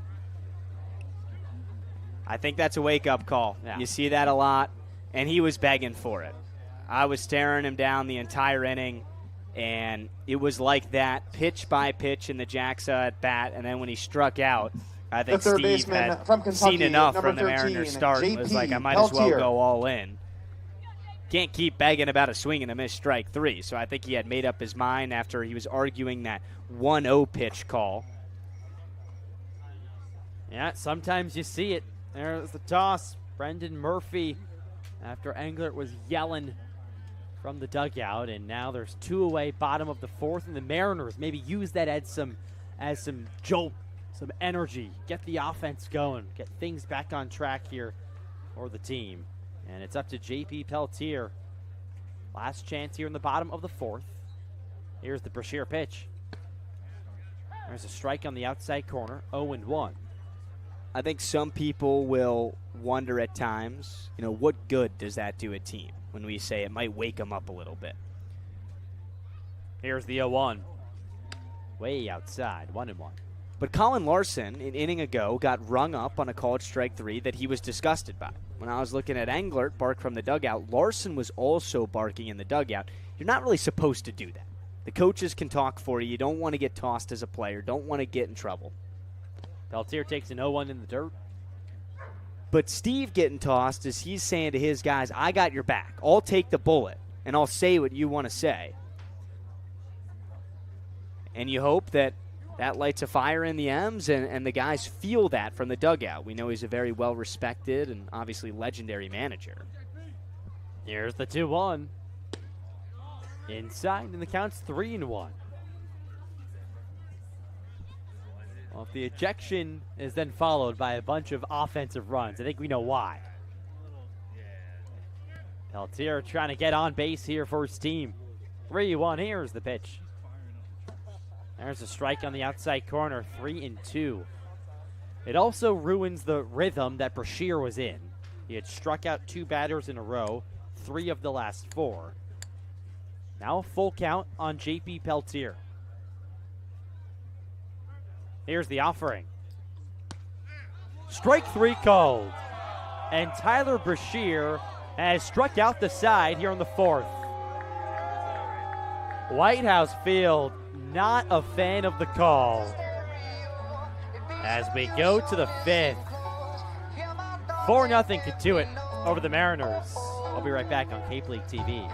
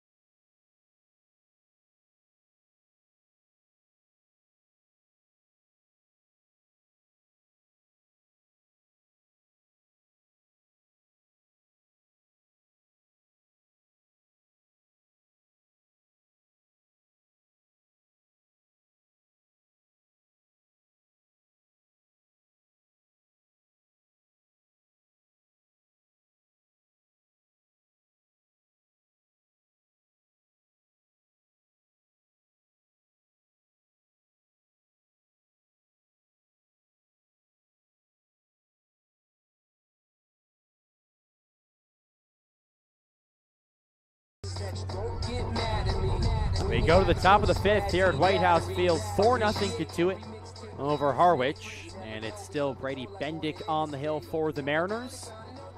And he is set to deal to 6, 7, and 8 in the Cotuit lineup. 4-0 Kettleers over the Mariners. It starts with the right-handed hitting Will Plattner. Number 28, Will Plattner. Catcher for Cotuit is 1 for 2 on the evening. Bendick comes set at the belt. He kicks back and fires home. Swing and a miss on a slider at 74. 0-1 on Will Plattner. A .237 hitter, no homers, 5 RBIs so far this summer for the Alabama product. Open stance in the righty box. Here's the 0-1. Chopped on the ground to third base. Peltier is there. He gloves, slings to first in time. And there's one away. That 4th inning was awfully unique for Brady Bendick, where he fell behind every hitter. He also hit a batter, but got out of there scoreless. Thought he battled. A good start to the 5th now, where he threw 2 strikes, gets the ground out early, kind of a stress-free out. And that's what you were mentioning back in the previous inning, where you can get to 3-0 on a guy and still get him out, but there's a little bit of stress that comes with that process. Here's the lefty, Isaac Sturgis. He looks at a breaking ball inside, and it's 1-0. Sunny skies here at Whitehouse Field. Some clouds out to right field. Lights are still not on. Normally you see the lights on by this point. Bright day. Here's the 1-0. That's inside. 88-mile-an-hour fastball, and it's 2-0. Our beat writer, Michael Laba, brought up a pretty good point. With the recent wind out here, and I don't know if it's the smell or just it's being in the low 70s. Early on in the summer, it was low 80s. 2-0. There's a strike on the outside corner. 2-1. It almost gives you some fall vibes around 6 o'clock, 7 o'clock. Favorite season of mine. Well, you said you like sweater season. Love sweater season. Fall, just great. Love it. The vibes are there. 2-1. There's a strike on the outside corner. 2-2. College football is in the fall. College football. You got the NFL coming back. The playoffs and the bigs. October ball. It's just there's so much happening, and all the holidays too. Right around the fall. You got Thanksgiving. There's the 2-2. That's lined foul down the left field line. And they'll do the 2-2 again. I like summer, though, too. I love summer's my top. Summer's great. I'm flip-flops. Flip-flops. No shoes. Oh, yeah. Whatever you do. Just have me in a pair of shorts and I'm good. But you're a sweater guy. I respect that. Like a sweater. I respect that. You're the one rocking the 3/4 right now. 2-2. Swing and a miss. Off speed got him on the outside portion of the plate, and there's 2 away. Yeah, for those that aren't here, though, I think that maybe we're spoiled and sound like what we are sitting here saying it's a little bit chilly. It has been from Cincinnati, mandatory to bring Taransky. a full-on hoodie to the games here the last 2 or 3 nights. Oh, yeah. I actually haven't, which is funny.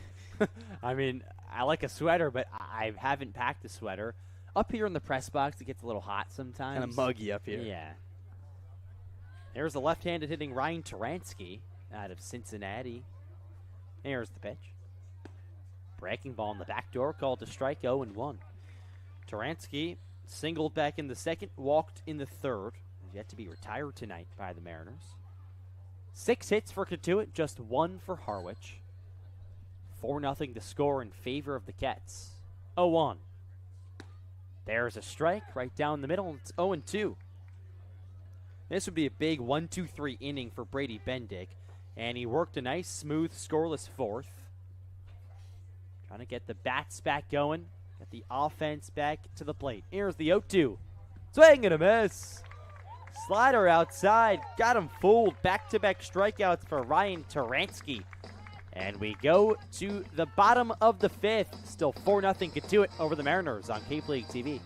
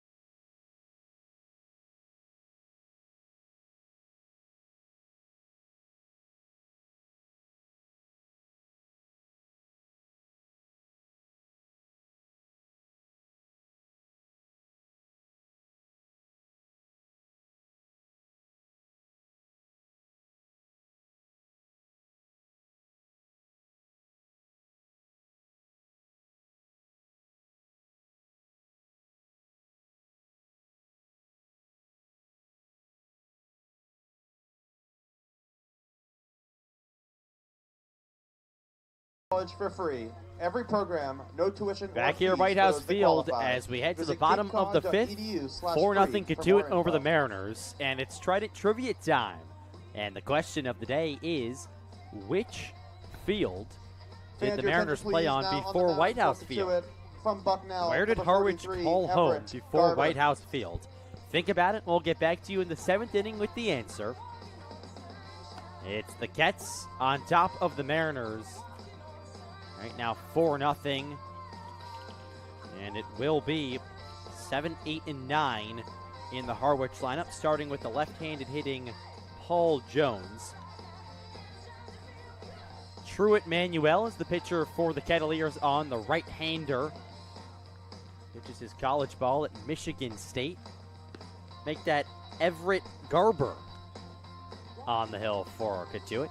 He's on for Tyler Brashear, who pitched himself a excellent ball game. Gave up just 1 hit, no runs against the Mariners. Fans filing in still here, hoping for the Mariners to snap their 6-game losing streak. And it's been a rough couple of days for Harwich. They've lost back-to-back games against Cotuit. Kids in the crowd. It's Bark at the Park Day here at Whitehouse Field. Kansas State, number 31, Paul Dogs Jones. in the area. Bring your dog. Bark at the Park Day. Always good. There's dogs here no matter what day it is, but today in particular, a lot of dogs in the crowd. I love the dogs that become friends at an event like Bark in the Park. Saw a couple playing pre-game just in the concourse here behind us at Whitehouse Field. Here's the pitch to Paul Jones. There's a strike at the knees. The count is 0-1, 92 miles an hour.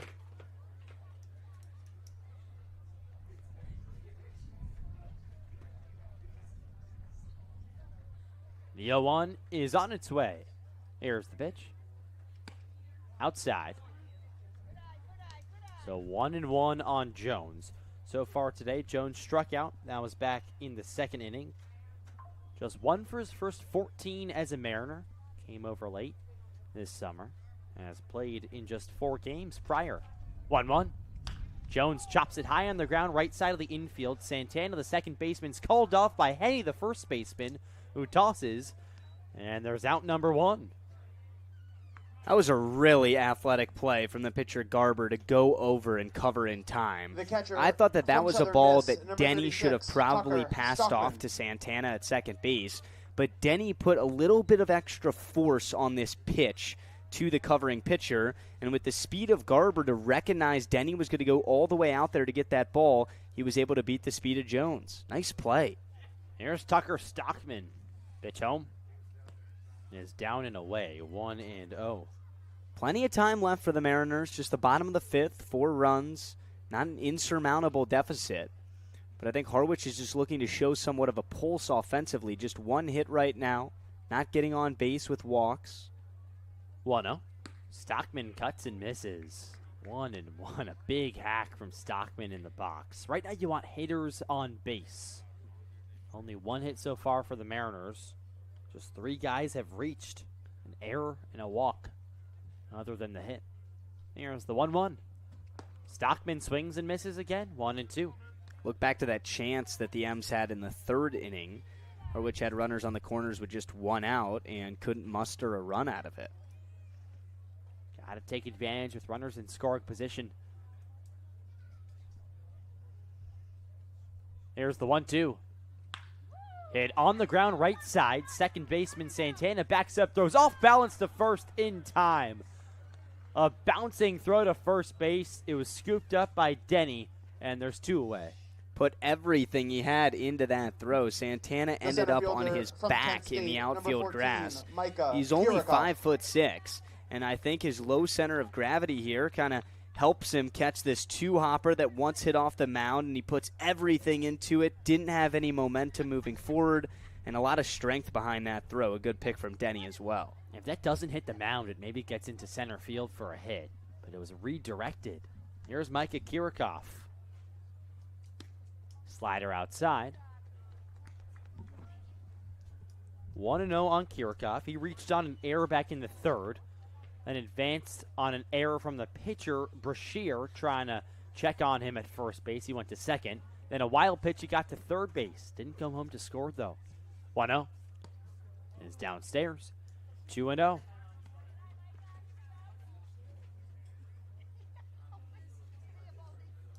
Game's kind of picking up some speed about it. Harwich does not want that to be the case, but since Bendick has come into the game for the M's, he's put up 2 straight zeros. Can Harwich now get on the board themselves? The 2-0 is up and in. 3-0 now on Kirikoff, and if he gets on, it kind of means a little bit more than any other ordinary hitter getting on base for the Mariners. He's wreaked havoc every time he's gotten on, at least over the last couple of days. Here is the 3-0 pitch from Garber. Downstairs, ball 4. A 4-pitch walk to Micah Kirikoff. And now the Mariners have a 2-out runner on.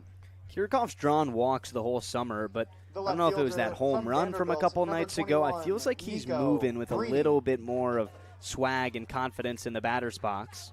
On for the second time tonight. He got on last night, mentioned his solo run scored earlier in the broadcast, just stealing bases, advancing on wild pitches. And there's that stat on Brini and the Mariners. 2 for 22 over the 6-game skid. Any leadoff hitter, not just Brini. Here's Brini, and he takes a strike on the inside corner, 0-1. Trying to get rid of that stat right there. Leadoff man is so vital to a lineup. Got to set the table. The way they're going, though, you could do that for the 2 spot. Probably every spot besides Smolinski and Kurland, who have still been hot throughout the streak. Check on Kirikoff is over the head of Denny, the first baseman, and Kirikoff runs to second base. A big turn as Denny retreats the ball right in front of the Cotuit dugout. And now runner in scoring position for the Mariners, and Kirikoff is back at it. It's almost like you maybe just shouldn't throw over. Right. That's what I'm thinking. I think you have a better chance at throwing him out on the base paths if he's trying to steal. He's got that Ellie De La Cruz type of respect. I mean, he's the only pro that I could think of that I saw steal second, steal third, and then he stole home in that game his rookie year against the Brewers. But he has so much confidence. He's really tall and long out there, which I think just selfishly makes him more fun to fly around and just see how quickly he can get started. Big moment here. 0-1's the count on Brini. Here's the pitch. He takes one upstairs. Count is 1-1. And the Cotuit bullpen down there is just chilling. Man, they are relaxing. Wow. You would think that grass is some sand on the beach here in Harwich. They got some dirt right there. These guys are pretty close to each other. Here's the 1-1. Brini pops it in the air. Shallow right field. Santana, the second baseman, backs up. And he makes the grab on the infield dirt to retire the side. So the Mariners string Kirikoff over at second base. We go to the 6th. 4-0 Cotuit on Cape League TV.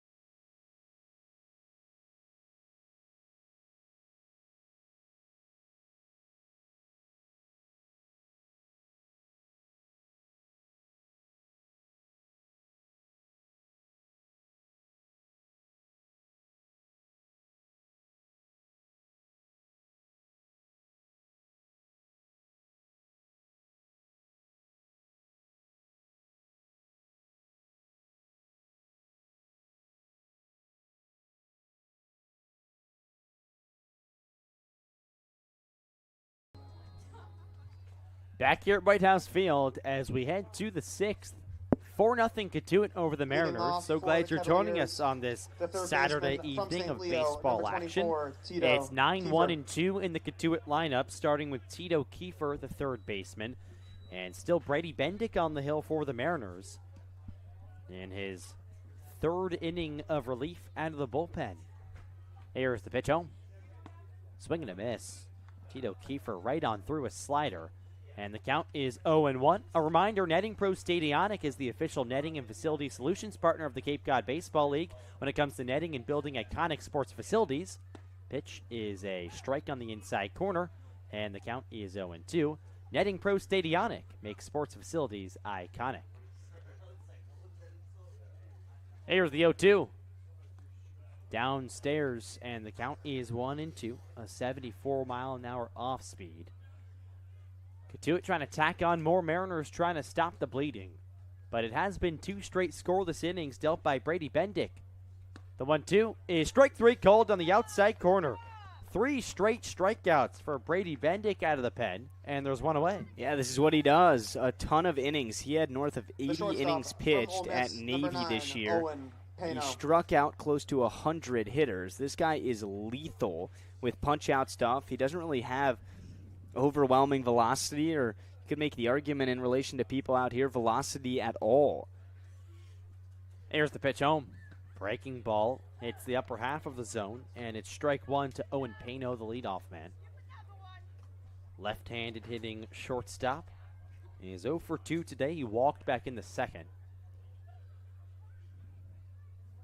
Here's the 0-1. Swing and a miss. 0-2. Bendick's got that off-speed working tonight. Yeah, so he starts him off with a looping curveball. Then he throws, looked like his slider. Could have been the changeup as well. See if he goes fastball now. 0-2. No fastball, a breaking ball, but a swing and a miss nonetheless. Make that 4 straight strikeouts for Brady Bendick. 2-away. Yeah, good sign. I mean, this guy's cooking right now. The Mariners are looking for a starter that can give them length, and they couldn't get that tonight, so they go to Bendick early just in the 3rd inning. He's come in and done nothing but shoved, and he had been scoreless up until these last 5 hitters.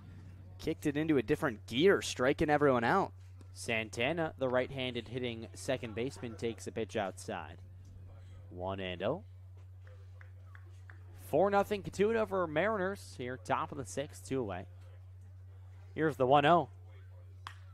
That's blooped in the air to right field, but playable for Larson. He goes over to his left, and he makes the grab for out number 3. 1, 2, 3.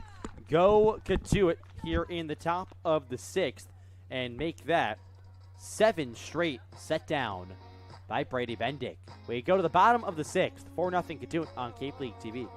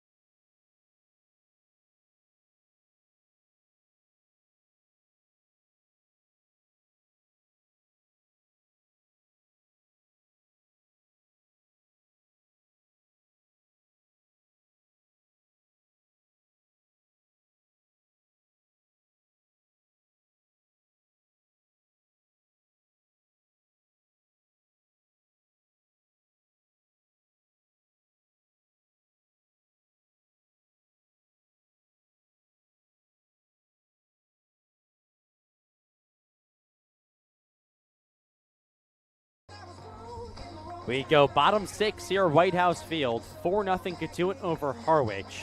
Mariners have just 1 hit on the night. 3 batters have reached for the Mariners. And they try to get the bats going here. It's Colin Larson, 2, 3, and 4 in the Harwich lineup. Leading off Larson, the left-handed hitting right fielder. The Mariners, the right fielder from Boston College, number 4, Colin Larson. And it's still Everett Garber on the hill for Cotuit. The 6'3", 195-pound right-hander. He brings his glove to the letters, the Cotuit white lettering over the maroon jerseys. He kicks back and fires home the first pitch to Larson. Upstairs on the fastball at 91 miles an hour. And it's 1-0. Larson 0 for 2 today. A ground out to second back in the first, and he struck out in the third. Trying to get aboard here to start the party for Harwich. Here's the 1-0. Swing and a miss, a changeup low and away. And the count is 1-1. Garber, a native of New York, New York City. You rarely see that as someone from New York City. Not a lot of baseball talent comes out because there's not a lot of space to play baseball. You do get a few guys from Staten Island, Queens maybe. There's the 1-1. Larson cuts and misses, and it's 1-2. But everything is such close quarters. There's no fields over there. So I'm curious to see exactly where he is from in New York City. That's where all the hoopers come from. Oh, yeah, a lot of hoopers. Wonder if Garber played any basketball. Here's the 1-2. Swing and a miss. Larson strikes out for the second time this evening. He shakes his head as he holds his bat on the barrel as he walks back to the dugout, and there's one away. Number 22. Yeah, for such an even-keeled guy, I think that you're starting to see the frustration boil over just a little bit right now for Larson. He was livid after he struck out in the third on the called strike 3, and that time he just went fishing a couple times, and he lost 6 in a row. You just put a lot of the strain on yourself. I think the Mariners just need to get back together as one. Pitch home is a swing and a miss from Ty Smolinski, the lefty. Kind of a half wave there from the shortstop, but he went around. He has the Mariners' only hit that came all the way back in the first inning. A double down the left field line. Rests his beige bat along his left shoulder. Here's the 0-1. He lets a pitch down in the dirt go. And the count's 1-1. This is a guy who is even-keeled as they come. He's had the highest of highs this summer. More than any other guy even out here on the Cape. And he's been consistent every day in his mentality. The 1-1 is low and away. And the count's 2-1. Yeah, I think that's the perfect way to put it. Consistency for Ty Smolinski has been the name of the game. Nothing really bothers him too much, and he's putting up excellent numbers. Tied for the top of the Cape with 6 home runs, 18 RBIs. Here's the 2-1. Upstairs, and the count's 3-1 on Smolinski. Well, Smolinski's development is just what really sticks out to me. He had limited opportunities his freshman year. Played in the Appalachian, the Appy League last year. 260 average, 4 bombs, 20 runs batted in, got better. And then he broke out this year. 3-1. It's a strike on the inside corner. Oh, Smolinski thought that was ball 4. He started his strut to first base, but is pulled back after Brendan Murphy, the home plate umpire, called the strike. So now it's full with 1 gone. 4-0 Cotuit over the Mariners in the bottom of the 6th. 3-2. That one's no doubt outside. So Smolinski walks. A 1-out walk here for the Mariners. And see if the offense gets going now with the right-handed hitting The second Cade baseman Kurland. from LSU. And make that a walk number 11, in Cade the Kurland. 5th when Garber came in the game, and now he walks a hitter in the 6th. If he's going to give the Mariners a free base each inning, Harwich has got to make him pay. Just 1 hit tonight for the M's. I think this is going to be the guy who breaks it. Player of the week last week on Cape Cod. Kurland still swinging a hot bat. There's the pitch home. Kurland swings and foul, tips it into Plattner, the catcher's glove. And it's 0-1. He's hitting .250, a pair of home runs, 7 RBIs this season. Has also walked 9 times. Always puts together a good at-bat. Check back to Smolinski is a slow throw. Smolinski back in time. Mariners can clinch a playoff spot with a win tonight or an Orleans Firebirds loss. Here's the 0-1 from Garber. Long pause, and he fires. Way upstairs, throw back to first from the catcher. Plattner's not in time. Orleans is down 4-1 in just the 2nd inning at Orleans. Now Chatham hosts the Mariners tomorrow at Veterans Field. The A's have a 12-17-3 record. Here's the 1-1. Swing and a miss. A slider that Kurland just cut right through. And so now the count is 1-2, 1 away. 4-0 Kets over the Mariners, bottom of the 6th, with Smolinski off of first. If Brewster keeps going the way they're going, Harwich might run into YD in the first round. Here's the 1-2. Outside, nice backhanded block by Plattner. Yeah, 5-1. Brewster took it over YD. First win for the Whitecaps over the Red Sox so far this season. And they still play each other once more. So now YD is 25-7-1. Brewster 23-8-3. The 2-2. Smolinski runs, fouled back. And they'll do it again as Ty steamrolls into second base. He gets up quickly and walks on back to first. I didn't realize how close that was. Yeah. Oh, yeah. That's a 2-point difference. That's one game. Oh, my goodness. Those ties, those points go a long way. Get 1 point for a tie in the Cape League, 2 for a win. Obviously, none for an L. Mariners would have a lot of points if you got points for L's recently. 2-2 is outside, and the count's 3-2. Still in this one, though. Got to keep fighting. 4 runs. Cotuit team that only has 11 wins.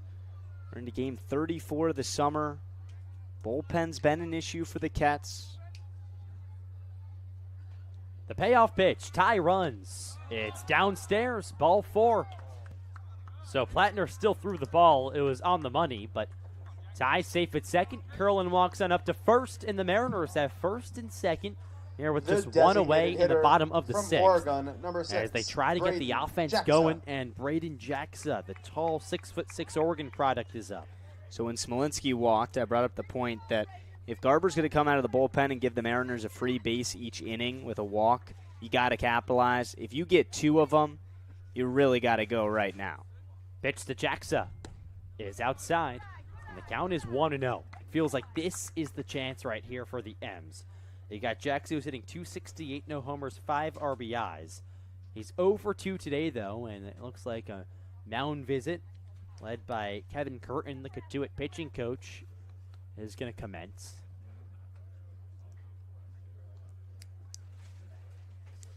First and second, full of Mariners. Ty walked. Smolinski is over at second. Curlin just walked. He's at first. 1 out in the inning. It was a leadoff strikeout from Colin Larson. Cotuit scored 2 in the second, 2 in the third, but ever since then, Brady Bendick has come in for the Mariners out of the bullpen and has pitched 3 scoreless innings, and he's racked up 5 strikeouts on the hill. So he's been a beast on the mound for the Mariners, holding down this Cats lineup. And now it's up to the offense for Harwich to get going. Came in last 5 games, the Mariners a .168 batting average. That's last in the Cape. .246 on base percentage, dead last. And OPS is last. Just 6 stolen bases, which is 9th in the Cape. Something they've been doing well all season long. They lead the league in stolen bases, but it hasn't been the case over this losing streak. Home plate umpire Brendan Murphy calls time as he's talking to Garber, the pitcher on the hill. Trying to sort out eye contact. A pitch clock violation, it looked like, actually. So the count's 1-0. A good start to the AB for Jacksa. Can he take advantage? Pitch home. Fouled right back. Jacksa takes a walk around the righty box. Garber toes the slab once again. A little shift on the righty Jacksa in the box. Second baseman Santana shaded to the second base bag up the middle. Here's the pitch. Runners go. Throw is a strike. Throw to third. Gets away from the third baseman Kiefer, but not far enough for Smolinski to take home. But Curland up to second, Ty up to third, and now a big opportunity for Harwich. Second and third with 1 gone. In the bottom of the 6th, they trail 4-0. Ooh, this is a really risky play. Smolinski doesn't get a great jump, and he should have been out. That's a flat-out drop from Kiefer at third in his debut for the Cats. Mariners catch a break. They've caught 2 walks in this inning. Now it's up to Harwich to do the damage on their own with Jacksa at the dish. The 1-2 to Jacksa is popped up foul down the right field line. And there's a balk. A balk on the pitcher, Garber. So there's the first run of the ball game for the Mariners. Ty comes home, Curland up to third base. And so now JAXA down 1-2, but a run has scored. Yeah, so the Mariners' bullpen, for the most part, has now infiltrated the dugout to bring some energy, and they're getting really loud down that first base line. With no Steve Engler in there, the guys have taken it upon themselves to try and rally back. You love the energy. It's going to take a few base hits. The 1-2 to JAXA is chopped on the ground slowly. Third base side. Kiefer is there. Fields goes to first. Throw is in time, but Curlin comes in to score. The infield was playing back, and so now it's 4-2. Job well done by JAXA. Who would have thought you could get 2 runs back without getting a hit in the inning? The third baseman one hit on from the Kentucky, day for Harwich. number 13, But now JP Peltier. It's 4-2 Mariners. Bases empty, and Peltier, the righty's up. JAXA does his job. Good to see that. The M's couldn't do that in the third, but they get another chance and they capitalize.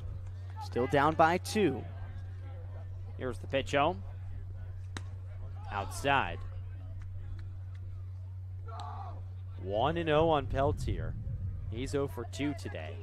Mariners clawing back slowly but surely. 4-2 the score now. Here's the pitch home. Outside, and it's 2-0. So if you're just tuning in, Steve Engler, the Mariners manager, has been ejected.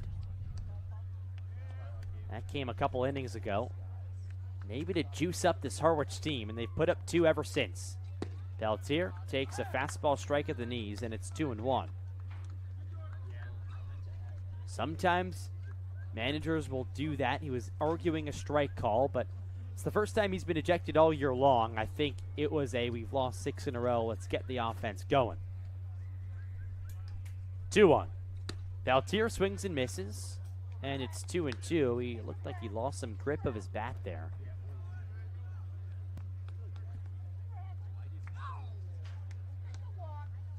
Cotuit comes in after beating Wareham yesterday. They're in a big playoff push themselves. The 2-2 is fouled down the right field line. Peltier staying alive. Yeah, Cotuit has 0 remorse for this losing streak that Harwich is on. Cotuit is only in a playoff spot by 2 games right now, and if they can't hold on tonight, Wareham's already off to a commanding lead early on in their contest, and that's the team chasing them down. Here's the 2-2 pitch from Garber. Upstairs. 3-2. And the Mariner dugout is very energetic. Crowd is starting to get into it a little bit here. The bottom of the 6. 4-2. Cotuit leads. See Quentin Coates, Christian Rodriguez, Nico Brini, top shelf. The payoff pitch is fouled right back. He's battling, and the dugout continues to yell. And in tough times, having lost 6 in a row, you'll like to see the camaraderie of the team shine through. Yeah, Coates is a good teammate, not in the lineup tonight, and he's kind of the ringleader of the whole thing. He's standing on a higher step than everyone else, and I can hear him from up here in our open window. The payoff pitch. Upstairs, ball 4, and it's one of the loudest cheers you've heard all night long. Peltier at first. Coates is clapping his hands, and now it's Paul Jones, the hitter. 3 walks in the inning. That's how a team who can't get hits is The first baseman getting from back into Kansas this State, game. number 31, Paul Still early Jones. on, but it feels like while you have Garber in this inning, that he can't really find the zone. If he grooves one, Jones is a guy that could do some damage. Peltier with a bunch of speed off the bases. M's have already ran in this inning. Tying right at the plate. Here's the pitch. Jones swings and misses. Maybe wanted to tie it with that swing. I mean, it gets you excited just to think about the losing streak getting snapped. But if you do it the way that this whole game has gone, Yeah. I can't imagine the energy that that dugout would come out with. Oh, my. I mean, it's just pent-up energy right now. Everyone on the top shelf of the Mariner dugout. Jones, the tying run at the plate.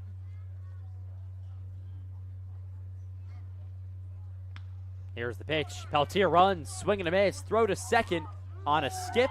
Not in time, and it gets by Pano, the shortstop. But Peltier holds on to second.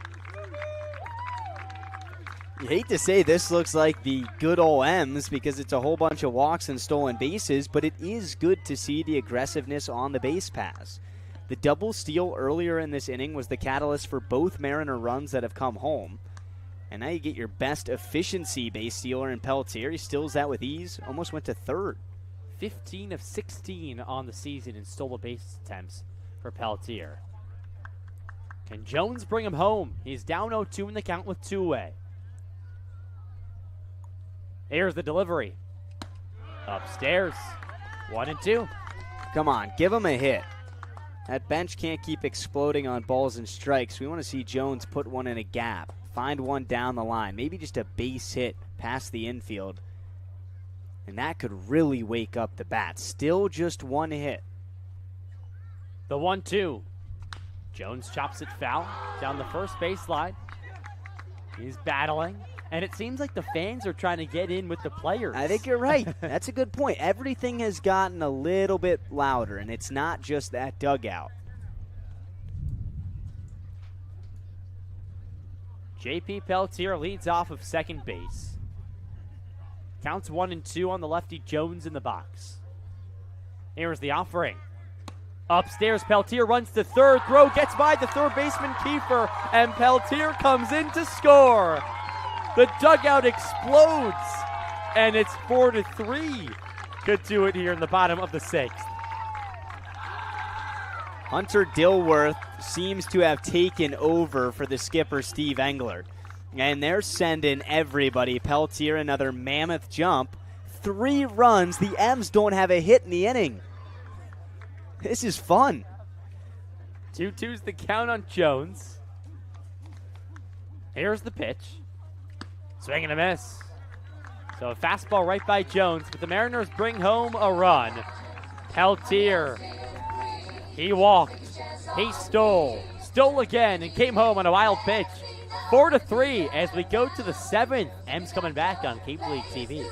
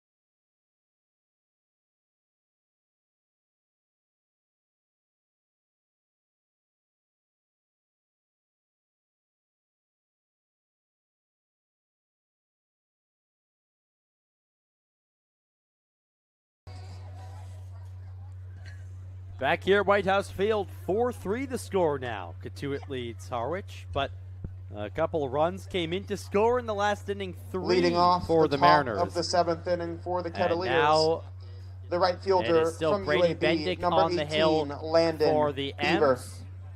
Landon Beaver, the hitter. It'll be 3, 4, and 5 in the Cotuit lineup. Beaver walked in the first, but he's been retired twice after. Pitch. And there's a strike on the outside corner, and it's 0-1. He struck out in the third, popped out to short back in the fourth.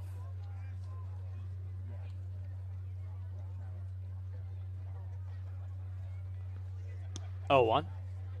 Outside at 73 miles an hour. Counts 1-1. The energy was here in the last inning for the Mariners. It wasn't a sarcastic energy, but it was a, all right, let's try something.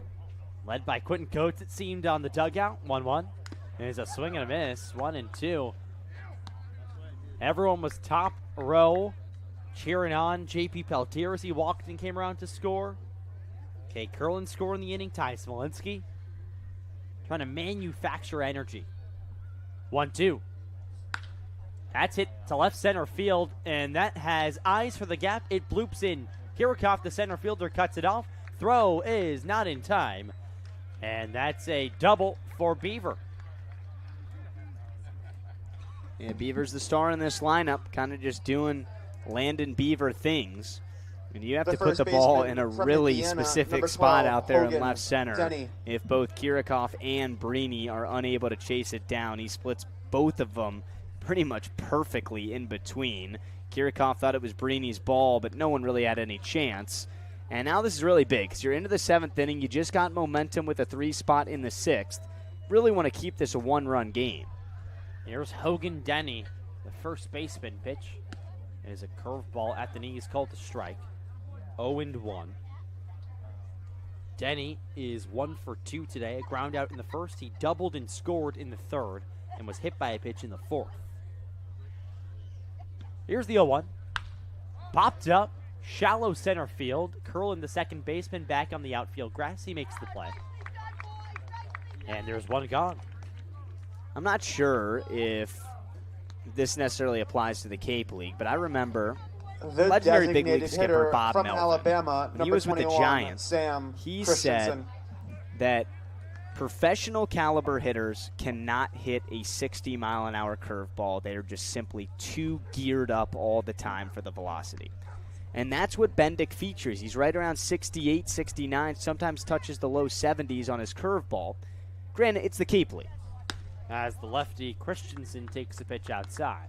But the point is that we saw it from Rivers Curland last night. He was throwing a 65-mile-an-hour breaking ball. Some guys kind of look goofy and uncomfortable facing a velocity that might be on paper easier to hit.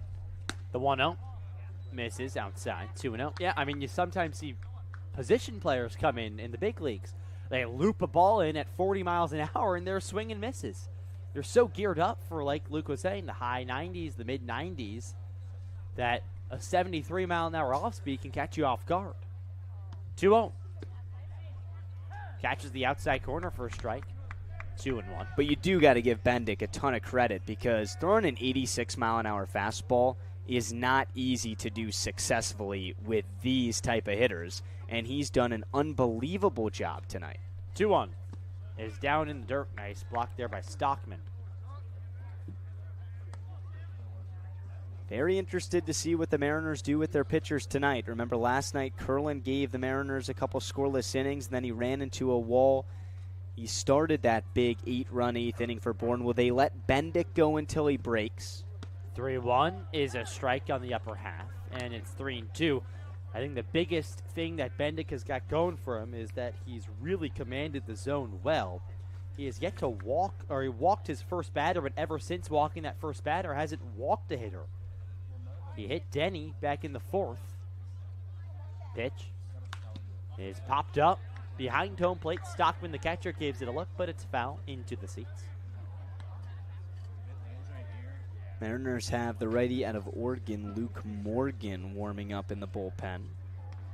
Morgan has been, I'd say, one of 3 high-leverage guys left in this Mariner bullpen. Brian Matishat, probably A1. Flores, the closer.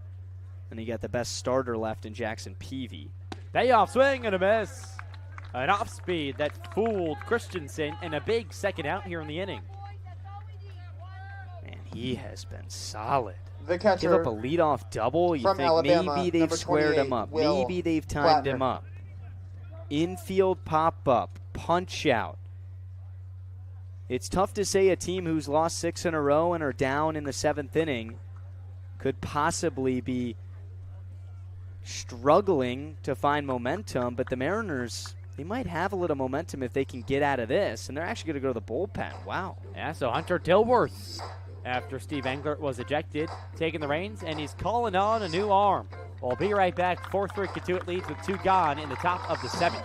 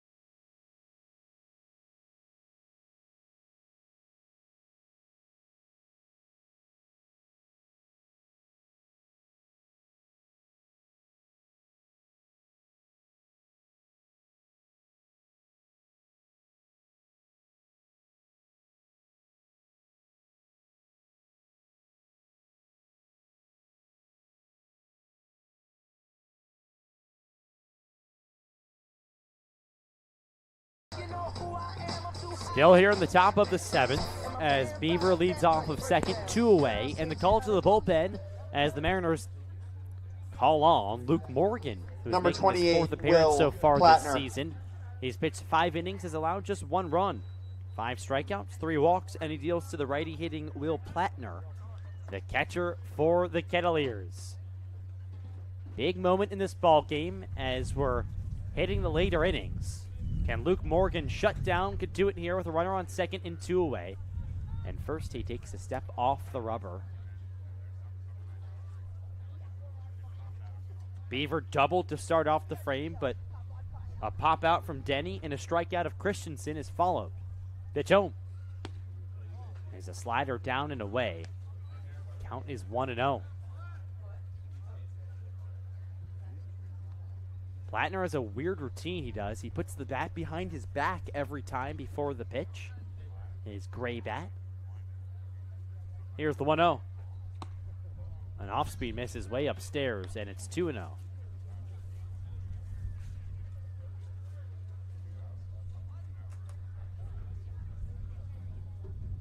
Morgan steps back on the rubber, first base side.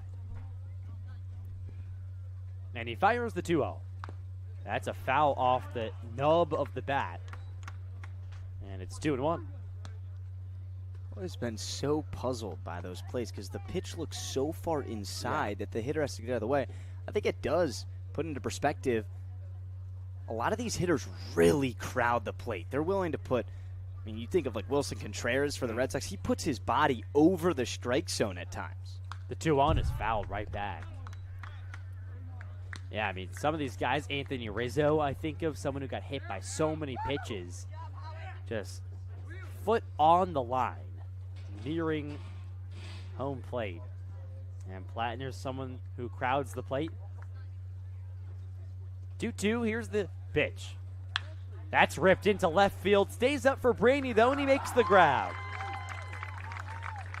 So that does it here in the top of the 7th. Cotuit strands Beaver over at second after his leadoff double. We head to the bottom of the 7th inning. 4-3, Cotuit leads on Cape League TV.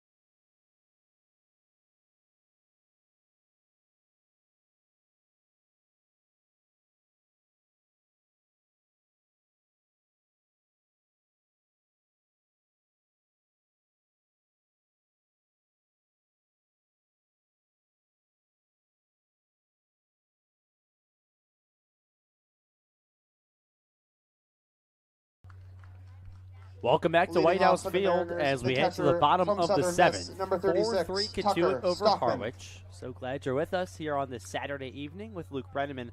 I'm Milo Hoffman. It's 8-9-1 in the Harwich lineup, and that starts off with the right-handed hitting catcher Tucker Stockman. He's 0 for 2 today, a flyout in the 3rd and a ground out in the 5th. Hayes Melville, the new arm for Cotuit, is on. He brings his glove home and fires. That's popped up high behind home plate and out of play. The count is 0-1.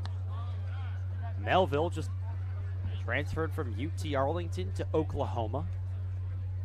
This is his 4th appearance so far in the Cape this summer. He fires the 0-1.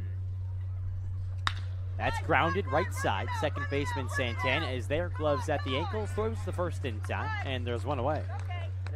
Answer to Trident Trivia, which happened, or gave the question back in the 5th. Where did the Mariners play before Whitehouse Field? And the answer to the question is the center fielder from Kent State, number 14, Micah Kirikov. 1968 was the last time they played at Brooks Park, which is right down the road here from Whitehouse Field. And ever since 1968, this beautiful ballpark, Whitehouse Field, has been the home of the Mariners. Most recently won in 2024, 2 years ago. Pitch to Kirikov is outside, 1-0. It's a whole complex here around Whitehouse Field. Got the school right behind, football field, soccer fields. Nice and peaceful back here, though. We're tucked away. 1-0 is sliced down the right field line. It bloops in for a base hit. Kirikov around first. He goes into second, slides in safely. And the dugout's going crazy. Everyone's out. A one-out double for Micah Kirikov. The left fielder from Vanderbilt, number 21, Nico Brini. Micah, he's getting on base a lot, more than anybody else during these last 3 games. It was an error the first time, a walk the second, and now a double, maybe the unconventional way. Speed kills. And Milo, the way Harwich is going, sure you could make the argument that the top of the order is now up. I would, no doubt about it, be sending Kirikov to try and steal third base. It would put you in a very opportunistic spot to tie this game in the 7th. Here's the lefty Nico Brini with 1 gone. 4-3 Cotuit leads. Pitch. This is outside. Count is 1-0 on Brini.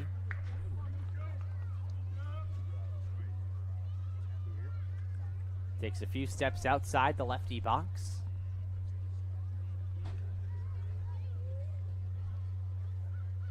Brini shows bunt. Pitch is inside. Count is 2-0 on Brini. Another strategy you can do, show bunt, runner goes. You're not allowed to block the catcher, but it can mess with their pop time and eyesight, tracking of the baseball. A little bit different for a lefty. Trying to take third for Kirikov. Pitch is ripped into right field. Beaver comes in now, and he makes the grab on the jog. And Kirikov bluffs the tag from second to third. Stays put. And there's 2 away. Yep, baseball can be a tough game. Brini ran the into right that fielder one. And from Boston it College, feels like we've seen a couple 4, of those tonight Colin where a Harwich Larson. hitter has hit a line drive, and it's just been directly at a Cotuit outfielder. Yeah, caught it well off the barrel. And now Colin Larson's the hitter.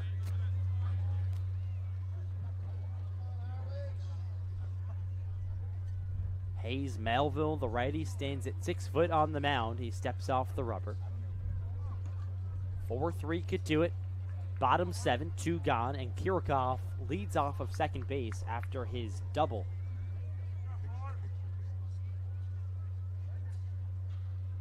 Pitch to the lefty, Larson is grounded foul down the first base line, and Kirikov is running after Larson made contact.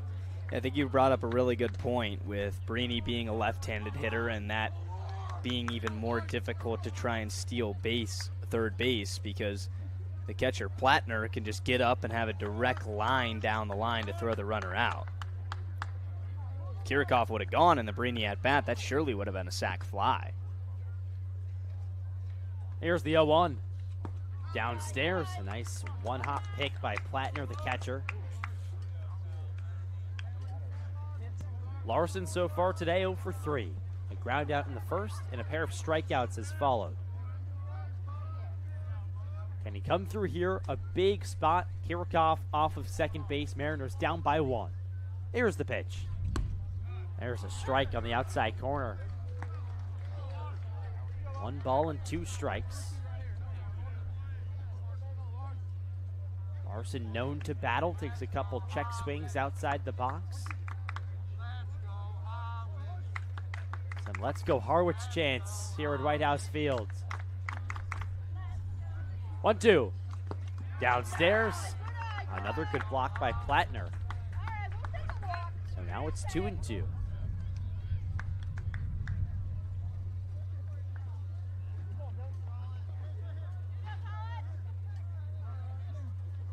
Larson so far this season a .280 hitter with runners in scoring position, 7 for 25.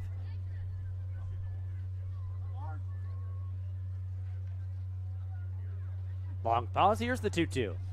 Larson, broken bat down the right field line, foul. Over the fence, and he'll grab a new piece of lumber as he breaks the bat, and the dugout loves it. Larson broke his bat, it wasn't completely shattered, and he instead breaks it with his hand after that. Gabe Curlin loves it. Oh yeah, Curlin loves it. Will Plattner, the catcher for Cotuit, said, there's still a piece of wood back here. I'm going to need to hand that to you. So 2-2's the count. Larson grabs a new bat. 2 balls, 2 strikes, 2 away. Runner on second for the Mariners, down by 1. Harwich trying to snap a 6-game losing streak and clinch a playoff spot. Larson digs back into the lefty box.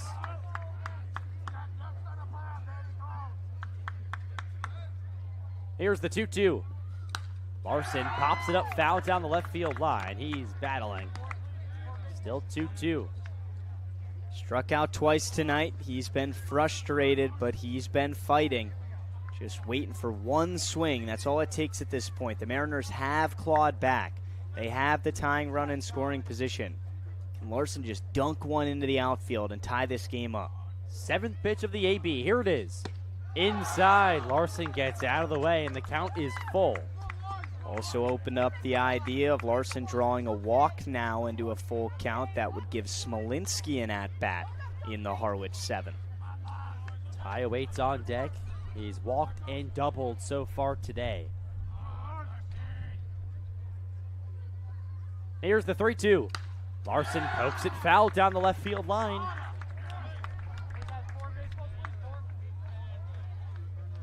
So there will be a 9th pitch in the at-bat here to Colin Larson. He worked a 10-pitch at-bat back in the first. He ended up grounding out to second base. So he's seen a lot of pitches so far tonight. Can he come through big time here for the M's? Payoff pitch. Larson pops it foul behind home plate. And the dugout with every pitch gets more and more involved. Everyone is top shelf. Hunter Dilworth, who's taken over for Steve Engler, who was ejected a couple innings back, is also top shelf. He's pacing back and forth. Now finds a spot to watch. Payoff pitch once again to Colin Larson. Here it is. Swing and a miss. Off speed, got Colin swinging. So Larson down via strikeout for the 3rd time this evening. And the Mariners strand Kirchhoff over at second. Still 4-3 Cotuit as we go to the 8th on Cape League TV.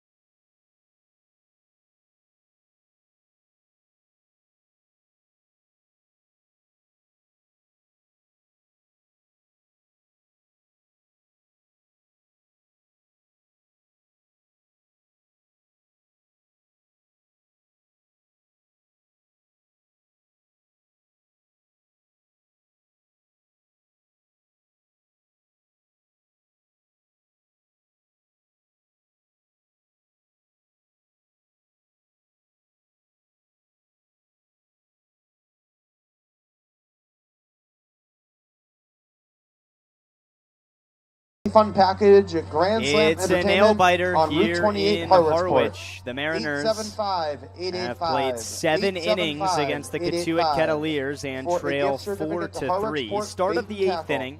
That means it's time to check some scores across the Cape, presented by the Massachusetts Office of Travel and Tourism. Top of the 6th in Bourne, the Braves lead the Hyannis Harbor Hawks 6-2. Top 5 in Orleans, a big game for the final playoff spot in the East Division. Chatham up 4-2 on the Firebirds. And Wareham up 13-2, bottom of the 4th against Falmouth. Brewster and Wylie already finished up. Brewster won 5-1. The center fielder, number 8, a ton of playoff implications on the line as we head into the final week of the regular season starting on Monday. But for now, the Mariners are looking to snap a 6-game losing streak, and Cotuit is trying to play their way into the Cape League playoffs. Isaac Sturgis takes a first pitch fastball from Luke Morgan. That's called strike 1. So you think of all the implications with those scores. Orleans and Chatham, mentioned those two, are the final 2 really eligible teams for that last spot in the East. Wareham, who's up by 11 as the 0-1 misses away. They're out of a playoff spot, dead last in the West, but the team 1 game ahead of them are these guys right here, the Cotuit Kettleers. Yeah, Cotuit is battling, trying to hold on. This would be a huge win for them. 1-1. Swung on and driven into center field. Kirikoff is taken back. He goes a little more. And now he settles underneath to make the catch. 1 up, 1 down. Start of the 8th for Luke Morgan. Yeah, good start. You got to shut him down every inning to this point, you feel. No doubt. Got to keep this a 1-run game. From Cincinnati, Cotuit has played Ryan a more complete Terensky. offensive ball game, I would say by a wide margin. 7 hits for 4 runs. They scored 2 in the second, 2 in the third. Probably could have been more. Grounded into a bases-loaded double play in the second. But they still have the lead. The thing that's allowed Harwich to get back into it, 4 errors from the Cotuit defense tonight. Ryan Turansky steps in the box, takes strike 1. Morgan has established himself, at least in the pitching coach and manager Steve Englert's mind, as a go-to arm in tight games down the stretch. Still early on in his time here in Harwich, looking to be pivotal in the playoff push. 0-1 misses low. Ball and a strike on Turansky. How about Wareham tonight, though? The 13-2 lead over Falmouth. Falmouth came in winners of 4 in a row. Falmouth getting hot at the right time. 1-1 pitch. Swung on, fouled, left field side, 1-2.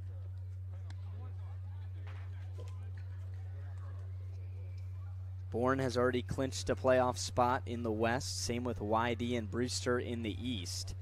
Is it Harwich's turn to claim a playoff spot tonight? A win would do it here against Cotuit. M's down by 1, top of the 8th. The 1-2 pitch to Turansky, and that just missed. Stockman couldn't catch it. I think maybe there's an argument that if he held on to that ball, it could have been called strike 3. Yeah, it was close. And that's one of those that maybe if you have an ABS challenge, you go back and tap your head. Oh, yeah. 2-2. In the dirt low, the count goes full on the left fielder, Turansky. Coming into this matchup, just a 119 hitter for average in 29 games. Turansky's had a solid night. 1 for 2, single and a walk in this one. He's also struck out. He's worked his way into a full count here. Morgan peers in and comes home. The payoff, that's just a little bit outside, ball 4. Morgan was ahead 1-2, and Turansky ends up walking with 1 out in the 8th. Yeah, it's a 1-out the walk. third baseman from St. Leo, number you thought you 24, had strike Tito 3. Kiefer. So, got to bounce back here if you're Morgan. Number 9 hitter in this Kettleer lineup, Tito Kiefer. Third baseman out of St. Leo, making his Cape League debut tonight. He's 0 for 2 with a walk and an RBI. First pitch to Kiefer, called a strike. Kiefer was the Kettleer who grounded into the 6-4-3 double play in the second inning with the bases loaded. Scored 1, but you look back on that moment and then Brady Bendick coming out of the bullpen. really big reasons why Harwich is still in this game. Non-competitive swing at the 0-1, back-to-back beauties from Luke Morgan, and it's quickly 0-2. Double play ball alive here. Harwich has some momentum. They got to score if they're going to win this game. 2-strike pitch coming from Morgan. Swing and a miss. He struck him out on 3 pitches. The first strikeout and now a full inning of work out of the Mariner bullpen for Morgan. And a big second out at the top of the 8th. Yeah, big time. And Morgan's looked really good out of the bullpen. And honestly, the Mariner bullpen as a whole has looked really good. Cotuit hasn't scored in 4 innings. Cotuit has 1 hit against the Harwich bullpen in 5 full innings. 4 of those were Brady Bendick on the hill, and they picked off the runner. Here we go. Taransky in a rundown. Smolinski's turn. He chases him down, and there's the tag from Morgan. That's the end of the 8th, and the M's are storming off the field with a little momentum now. Harwich down by a run, looking to break a streak. Some life here at Whitehouse Field. Don't go anywhere. The M's coming up to hit when we come back on Cape League TV.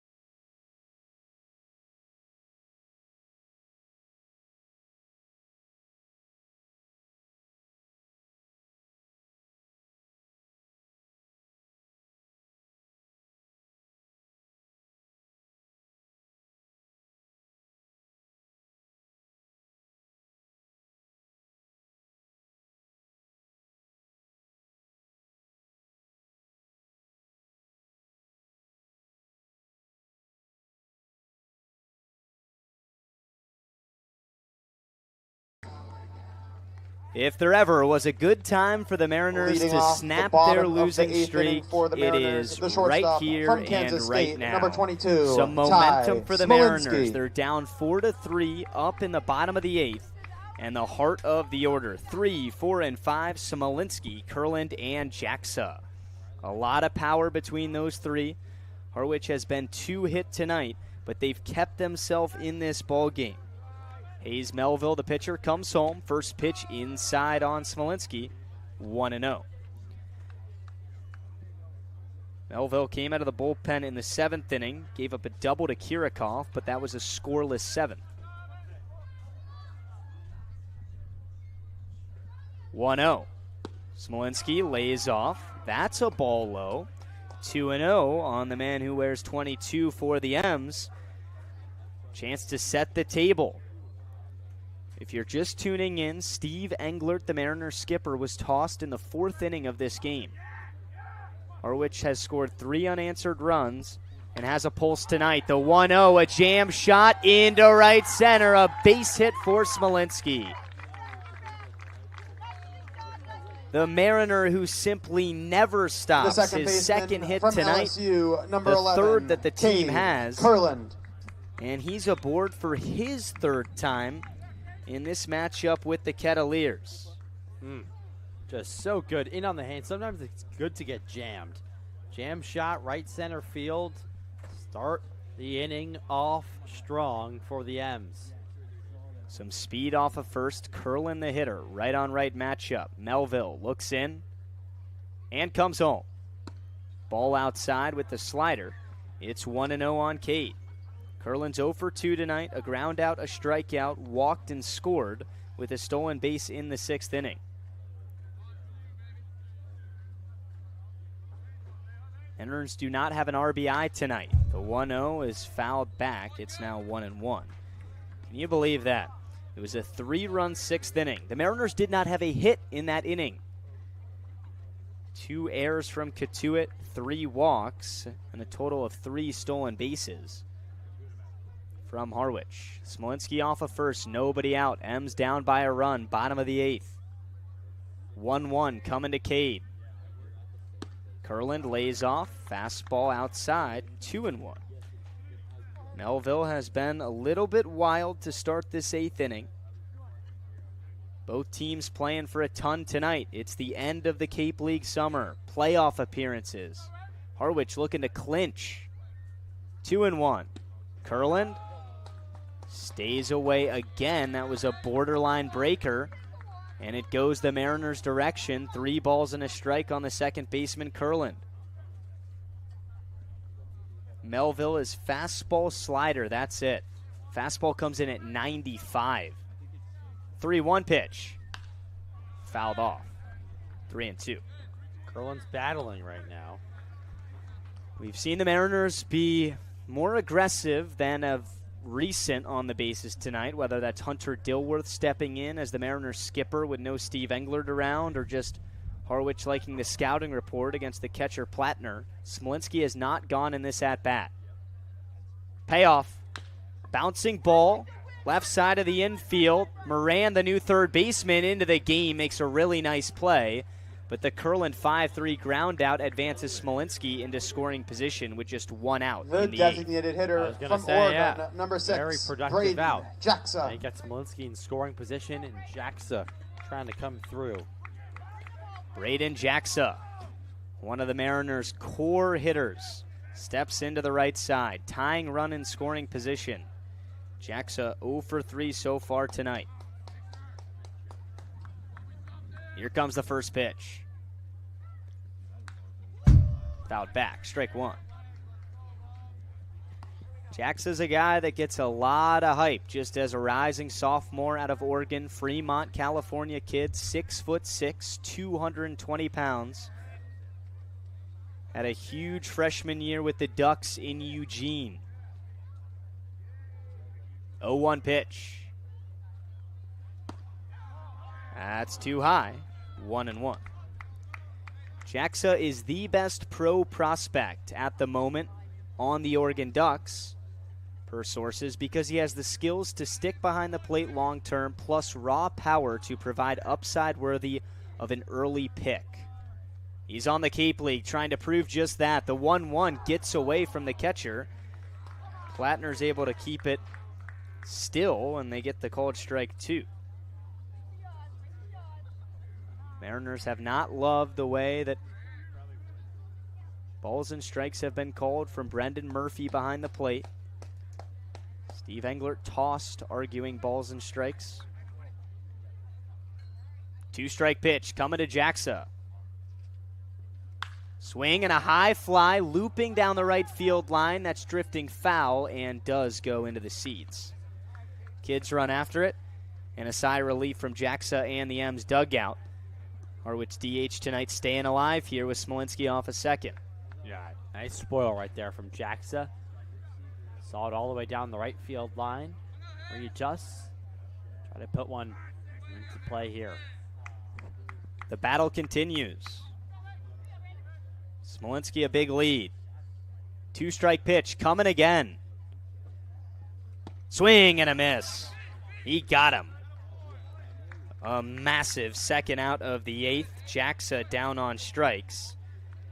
And J.P. Peltier is the last hope for the M's here in the 8th. The third baseman from Kentucky, number 13, J.P. Just right on through Peltier. a fastball. Well placed there. But Jacksa couldn't come up big time now. And Peltier, who was the Mariners' RBI guy in the beginning half of the season, would like to do that again. Right on right matchup. J.P. Peltier. First pitch. That's down low. Slider from Melville, ball 1. You mentioned it, Milo. Peltier, for north of 60% of this summer, was the RBI king on the M's. The guy standing at second base right now, well, he took that throne from J.P. Can Peltier bring in Smolinski? 1-0. Inside, 2-0. If it gets to Paul Jones on deck, he's next up. 4-3 game, bottom of the 8th. 2-0 the count on the Mariners' all-star third baseman J.P. Peltier. 202 hitter, 2 homers as well. And the 2-0, check swing, appeal to first, and they say he went. The feud continues to get deeper and deeper between the M's and the umpires tonight. That's Carl Rodriguez down there at first. Peltier's got to lock back in. Close. Quick recoil from Peltier. Trying to hold that up, but it wasn't enough. 2-1. Swing and a bouncing ball, third base side. Moran at third, can't get it. It's stuck to the line. It stays in the infield. Everybody's safe. Smolinski up to third, and there's more life for the M's tonight. Runners on the corners with Paul Jones coming up. And it looks like there's going to be a pinch hitter, Sean O'Leary. Pinch hitting for the Mariners. For Paul From Jones. UMass level, number 18, Sean O'Leary. Sean O'Leary is going to come into this game. Here comes the pitching coach for the Kets, Kevin Curtin. Oh, what a moment this is. There's so much that goes into this. The 6-game losing streak, Cotuit fighting for the playoffs. The Mariners clinch the playoffs with a win, and you add all of those up into a game where the Mariners skipper has been tossed. The bench suddenly gets into a game where the Mariners still only have 3 hits, but the bench wreaked havoc for the Cotuit defense, forced now 5 errors for the Cats, and Harwich has a true chance. Down by 1, 2 on with 2 out, and they pinch hit maybe the heart and soul of this dugout, the UMass Lowell, Sean O'Leary. Yeah, Sean O'Leary has been real good as of late for this Mariners squad, and he's been good in clutch situations as well for this Mariners team here since day number 18, 1 Sean of the summer. O'Leary. Sean O'Leary, a big pinch hitting situation right now. He's hitting .333 with 2 outs.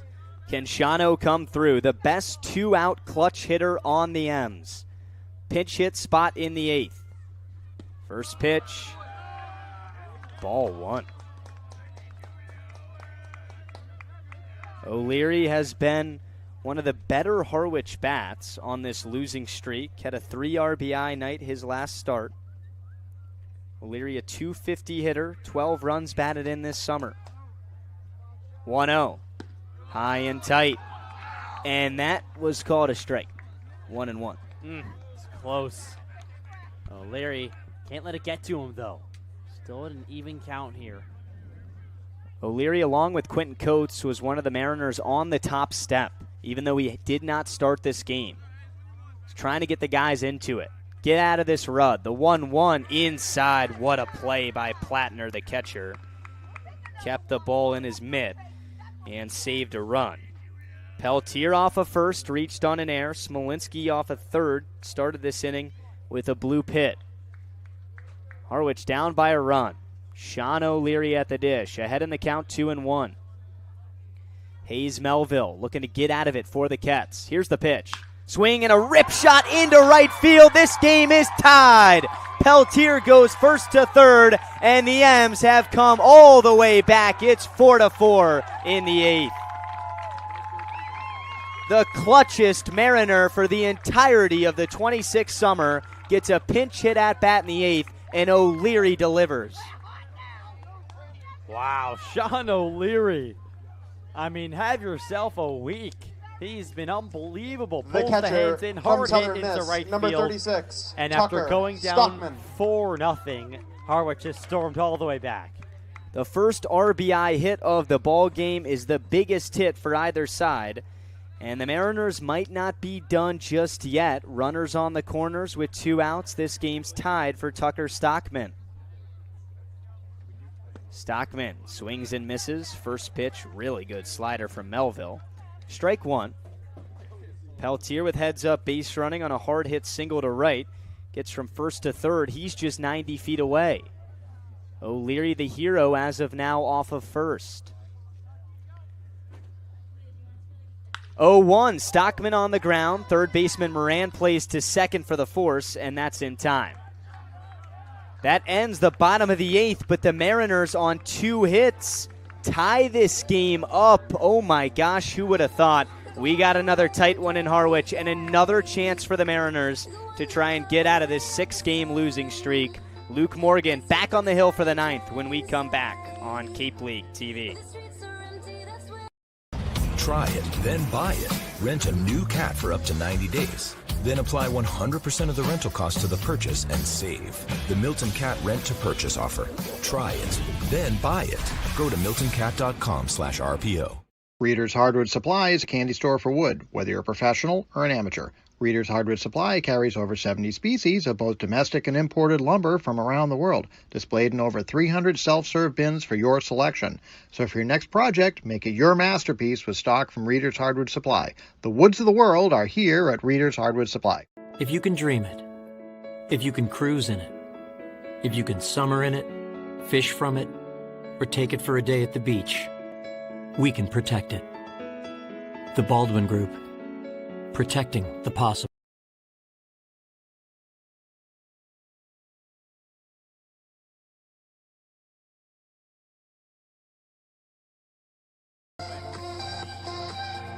What a game here at Whitehouse Field. Start of the 9th inning. 4 for Cotuit, 4 for Harwich. After the tying run on the Sean O'Leary RBI base hit in the bottom of the 8th. And the top of the order is up for the Kettleers. The Mariners have scored 4 unanswered runs, and they turn to Luke Morgan once again. Morgan has pitched a full inning scoreless out of the Mariner bullpen tonight. I'm Luke Brenneman with Milo Hoffman. Thanks for tuning in on Cape League TV tonight. It's a good time to be tapped in to the CCBL. Playoffs ramping up. A lot of good storylines brewing. Before the 9th inning starts, just a heads up, this broadcast is a copyrighted production of the Cape Cod Baseball League. Any unauthorized duplication, retransmission, or other use is strictly prohibited. Payno digs in and takes a breaker for strike 1. Morgan has given up just 1 free pass with a walk, no hits in his inning of action. The 0-1, another breaking ball. That one misses away to even the count on Owen Payno. Payno, the shortstop out of Ole Miss, is 0 for 3 tonight, 2 strikeouts. Did get on base with a walk back in the 2nd inning. 1-1 pitch. Swung on, bouncing ball to second. Curlin handles about letter high and flips to O'Leary at first. 1 up, 1 down. A good start for the Morgan and the Mariners. Yeah, that was a room service. The second baseman from San Diego State, number 2, Dawson Santana. Dawson Santana is now coming up. 0 for 4 tonight. The top of the order has really struggled for Cotuit. All the action go to Denny, who hits in the cleanup spot and on. So 4 and down has brought the spark for the Cats. Park looking to get on, or pardon me, Santana with 1 out. Fastball misses down and away from Morgan. Ball 1. A lot going through these guys' minds right now. Can you snap the streak? Are we going to do it tonight? Can we clinch the playoffs? 1-0. There's a strike. Santana in just his 2nd game on Cape Cod. He's 0 for 6 on the Cape. 1-1. Swung on, ripped into left field, a base hit. Dawson Santana chooses an opportune time to get his first career knock in the Cape Cod Baseball League. And a base runner at first with a lot of importance right now, top of the 9th for Cotuit. Number 18, Landon Yeah, but we've seen Morgan work out a little jams before, and a runner on first is not going to really impact him too much. Keep doing what he's been doing. Double play ball intact to end the inning. Landon Beaver, the best hitter for Cotuit, steps into the left side. Beaver's 2 for 3 tonight. First pitch. Inside, ball 1. Beaver summer. It's been an all-star caliber summer. Played in the all-star game here at Whitehouse Field. 272 hitter, 3 home runs. Team high, 15 runs batted in. Check again, a closer play, but Santana's back with a dive. Cotuit has doubled the Mariners' hit total, 8-4, but the Cats have 5 errors tonight defensively. That's been the difference. The 1-0. Swing and a miss. That was nasty on the curveball from Morgan. evens the count at 1-1.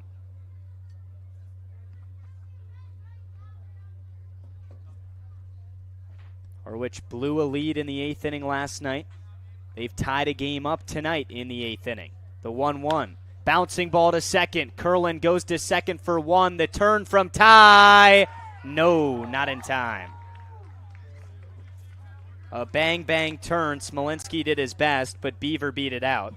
A big second out, and Beaver replaces Santana off of first on the fielder's choice. The Mariners did as The bad first as well as they baseman possibly from could have Indiana, on number this. 12, Curlin, quick Hogan, turn. Denny. Smolinski, a hard throw, and O'Leary a little stretch, but just not in time on the Beaver who was running hard. Hogan Denny, the hitter. A lot of hype around Denny, cleanup hitter for the Kets. Already has an extra base hit tonight. First pitch, fastball outside, ball 1. Denny is 1 for 3 tonight, doubled and scored in the 3rd. He's also hit by a pitch. Beaver has some speed over there at first, 2 for 2 in stolen bases. 1-0. Good breaking ball. Morgan goes to it again behind in the count, and he executes. Ball and a strike on Denny. Denny, a grinder himself, went to Team USA, and it's rare that guys come back. Denny came back to the Cape for more reps. Check on Beaver, back standing up.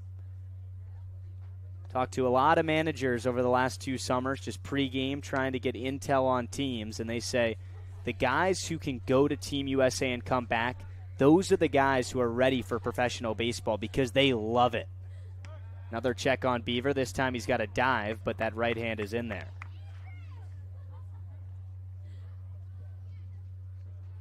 This has to be the game for the Mariners. You're right here in the 9th. I think everybody here at Whitehouse Field is thinking the same thing. The 1-1, Denny lays off a pitch in the dirt. Stockman, an athletic move to keep it in front. 2-1 on the first baseman out of the great state of Indiana.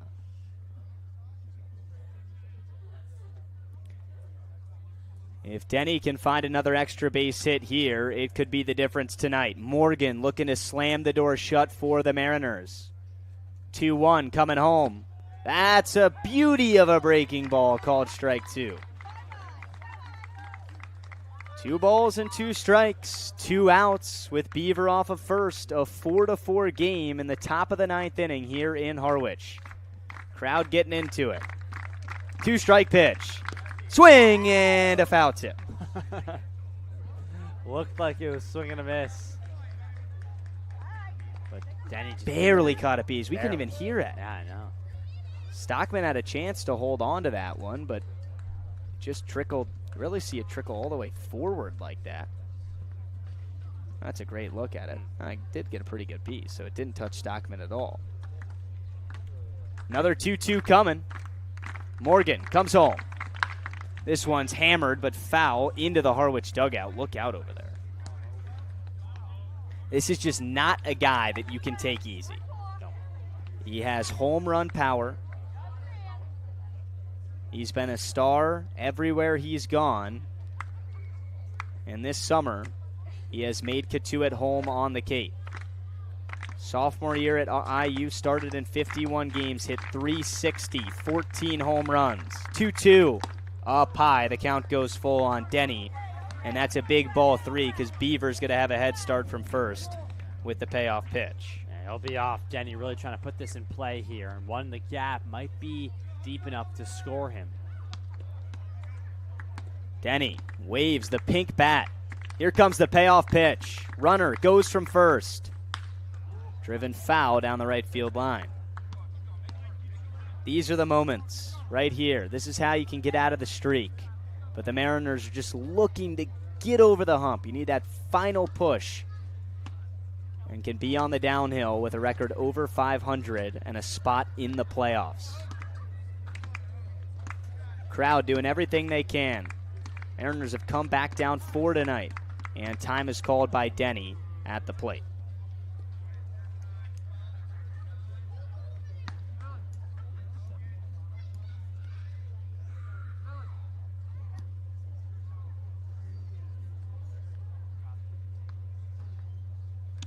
Mariners have the righty Brian Matishat warming in the bullpen. Harwich really going all in to try and set up a win tonight if this game has to go to extra innings. You can tie in the Cape League, remember.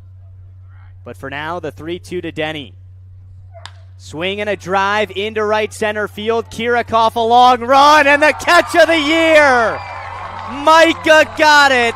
He is unbelievable in the outfield. That might have just saved the game for the Mariners. A full sprint into the full dive, and this absolutely is scoring a run if it gets down. He is fantastic in center field. Are you kidding me? If that doesn't get you fired up, I don't know what does. It's time to win the game in the bottom of the ninth when we come back from Whitehouse Field.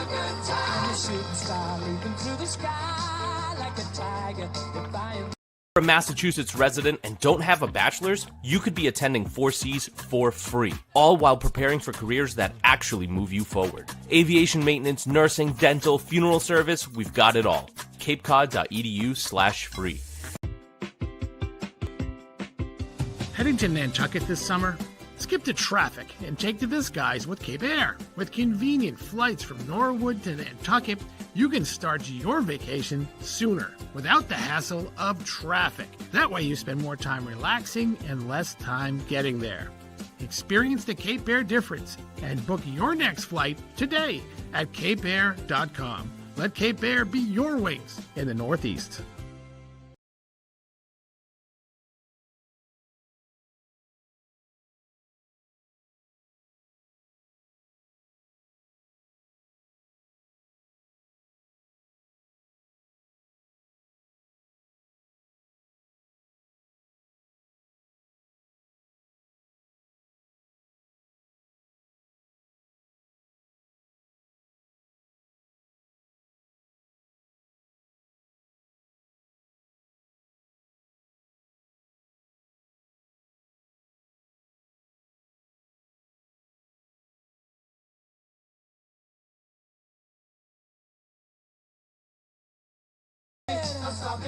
The gift that keeps on giving in center field just kept the Mariners in a tie game going into the bottom of the ninth tonight. Hogan Denny laces one into the gap, and Micah Kirikov lays out to keep this game tied. And guess who's leading off the bottom of the ninth for the M's? Mr. Kirikov is digging into the right side. I mean, just the catch of the season, like you said. Unbelievable stuff from Michael Kirikov, and the time in which he made this play. What's gone into this game, full extension in the air. Hit the deck hard. Give me that picture. But he's got the ball, and that's all that matters. It's time to win the game for the M's. New pitcher for Cotuit, Ryan Buckler, a Cape Cod kid out of Barnstable, Mass, comes in the game. First pitch inside on Kirikov. He says it hit him, but he doesn't get the call from behind home plate. Micah maybe trying to pull a fast one. Nonetheless, it's ball one. He just wants to get on. He knows what he can do if he gets on base. That's all that matters right now. Get Kirikov on.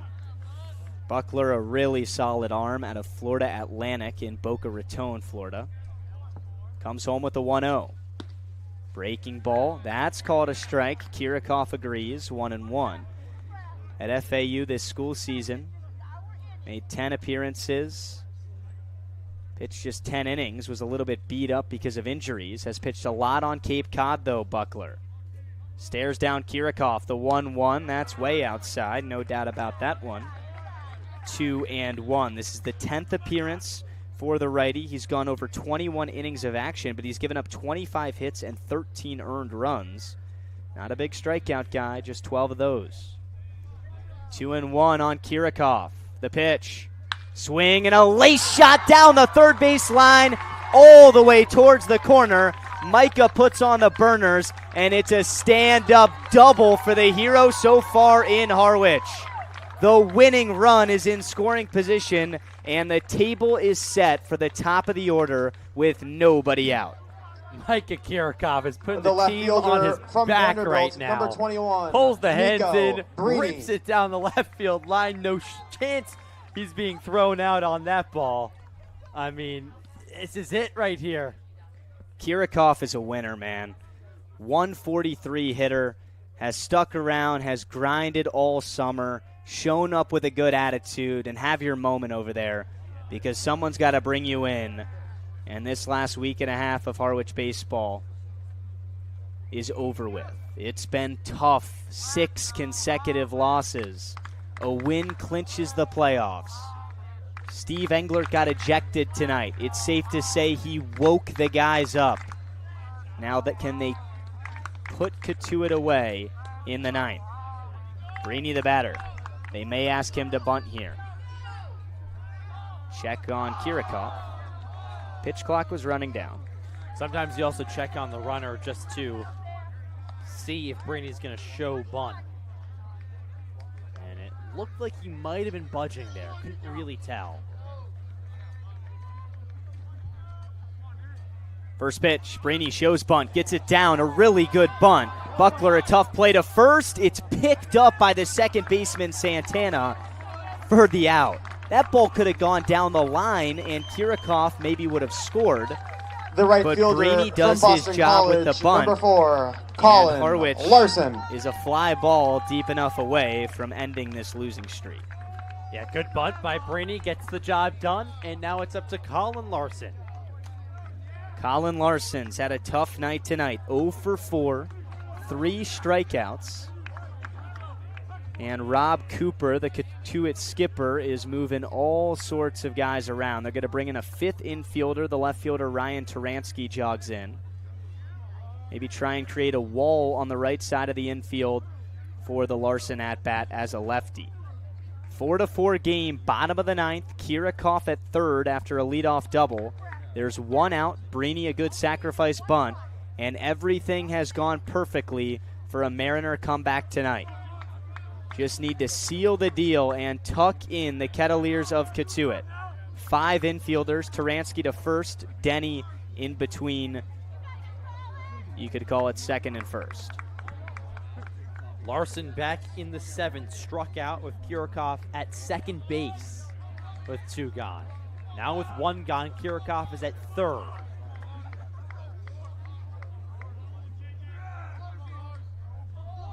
Here comes the first pitch to Larson. Outside, ball 1.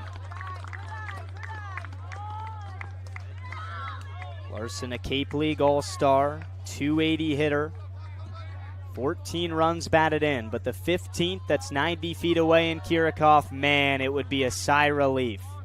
1-0, outside, 2-0. If you pick around Larson, Smolinski's next, arguably the best player out here. But it does open up a double play ball.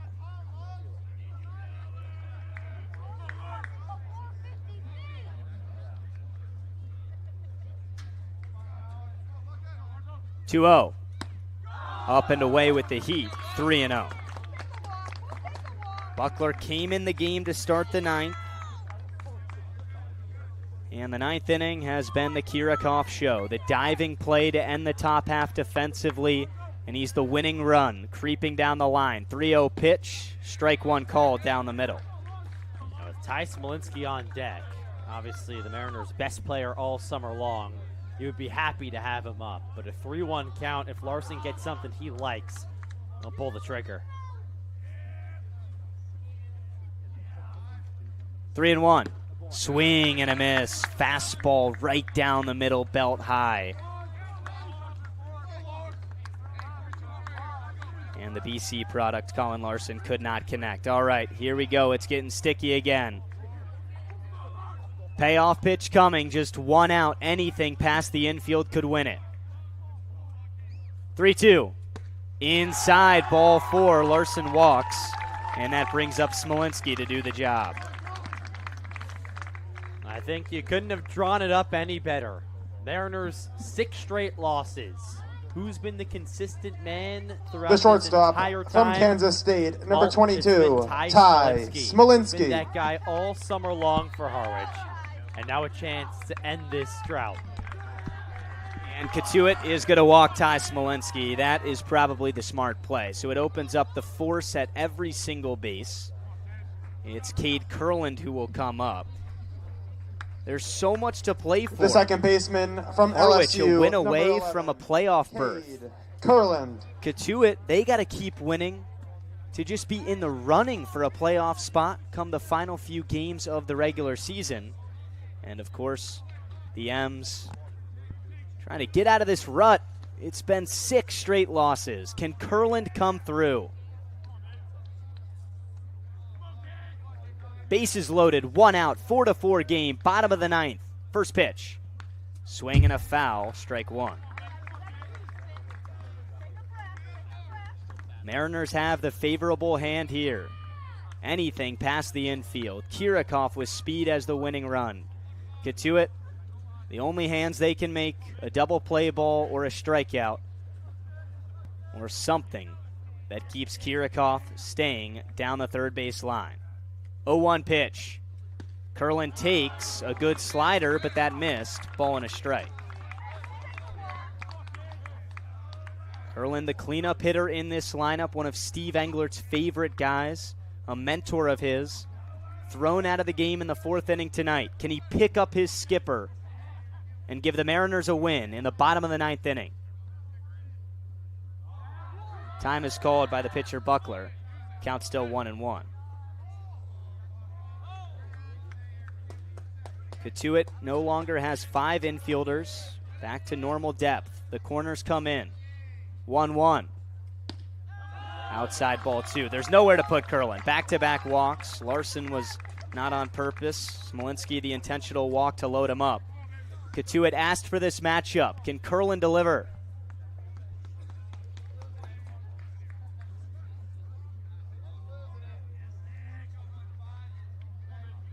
Two-1. Breaking ball outside, 3-1. Harwich has had 2 walk-off wins this summer, one of them a J.P. Peltier base hit. The other was a walk-off walk against Chatham a few weeks ago. Sean O'Leary was the hitter.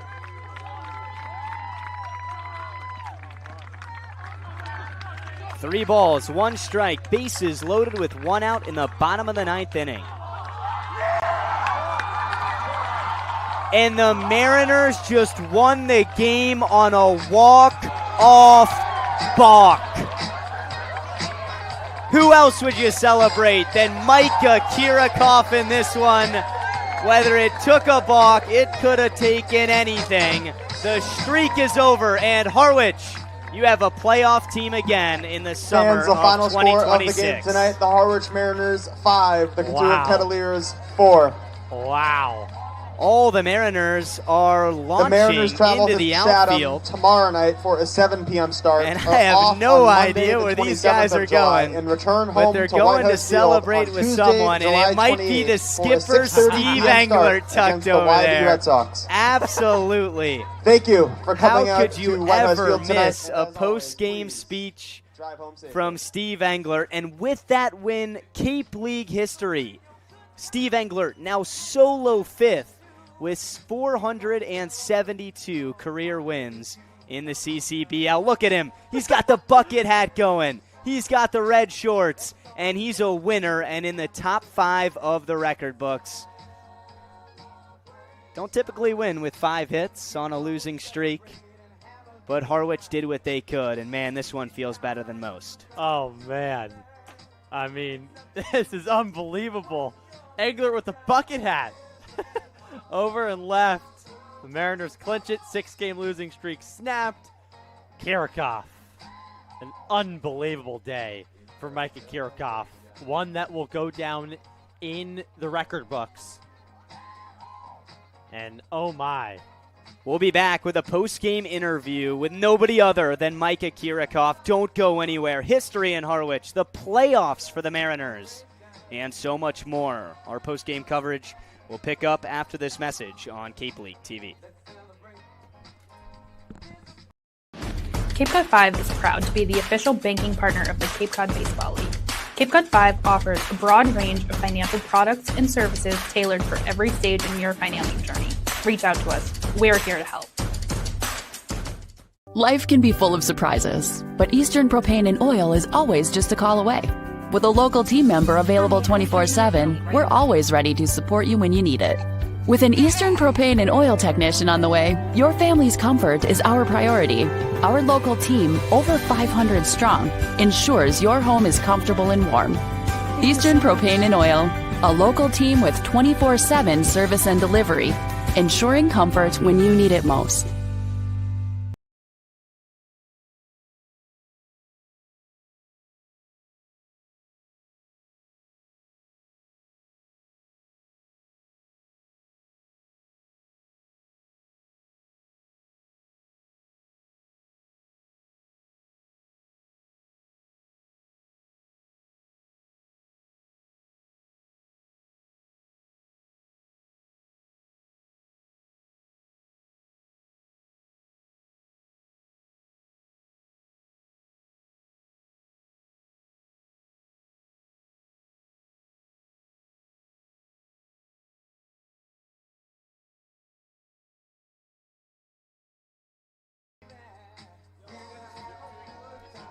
Back here at Whitehouse Field, after the Mariners take down the Cotuit Kettleers. Luke Brenneman standing by with Micah Kirchhoff. We'll have him in just a second. But the catch of the year maybe saved this game for Harwich.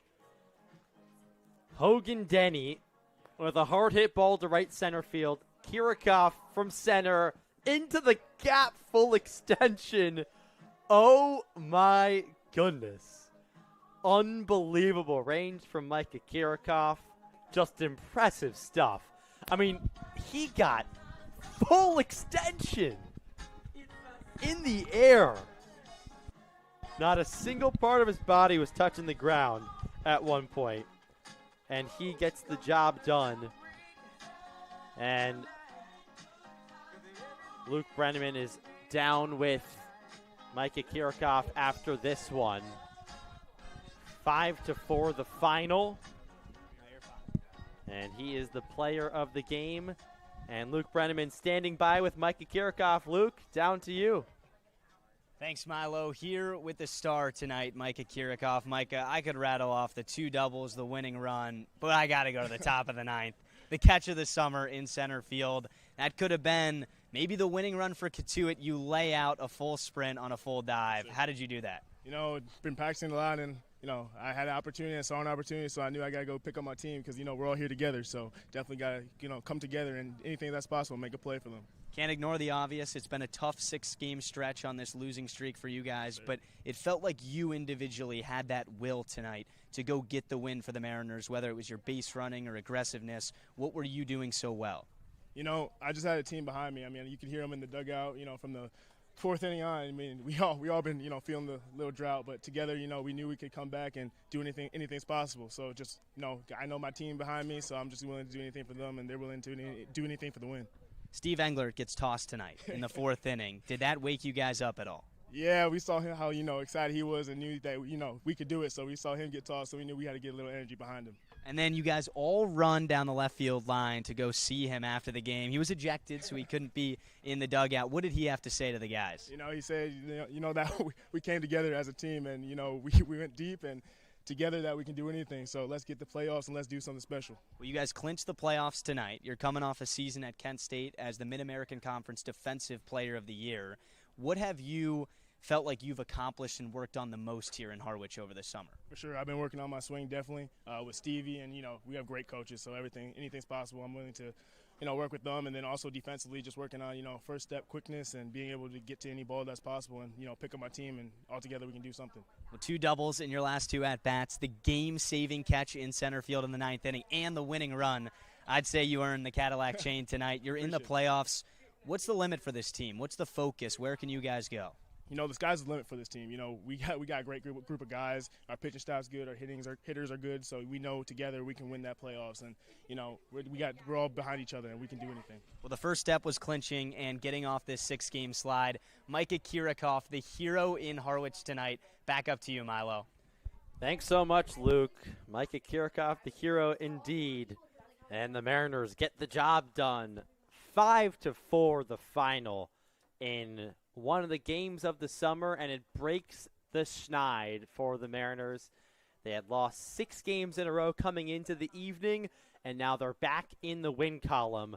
5 errors for the Kettleers, a big reason why Harwich was able to win this one. A bunch of runners on base, only 5 hits for the Mariners, but the big news in the end, they clinched the playoffs and are in the dance and really just got to get in, and anything is possible, as Kirchhoff said. And the Mariners are playing for each other, even after Steve Englert, the head man, got tossed. All right, that'll just about do it for us here at Whitehouse Field. For our producer, Sawyer Goldwine, and my partner, Luke Brenneman, I'm Milo Hoffman, saying so long, everyone. We'll be back tomorrow at Veterans Field, 7 o'clock first pitch on Cape League TV on the radio. Stay tuned. We'll be there, and have a good night, everyone.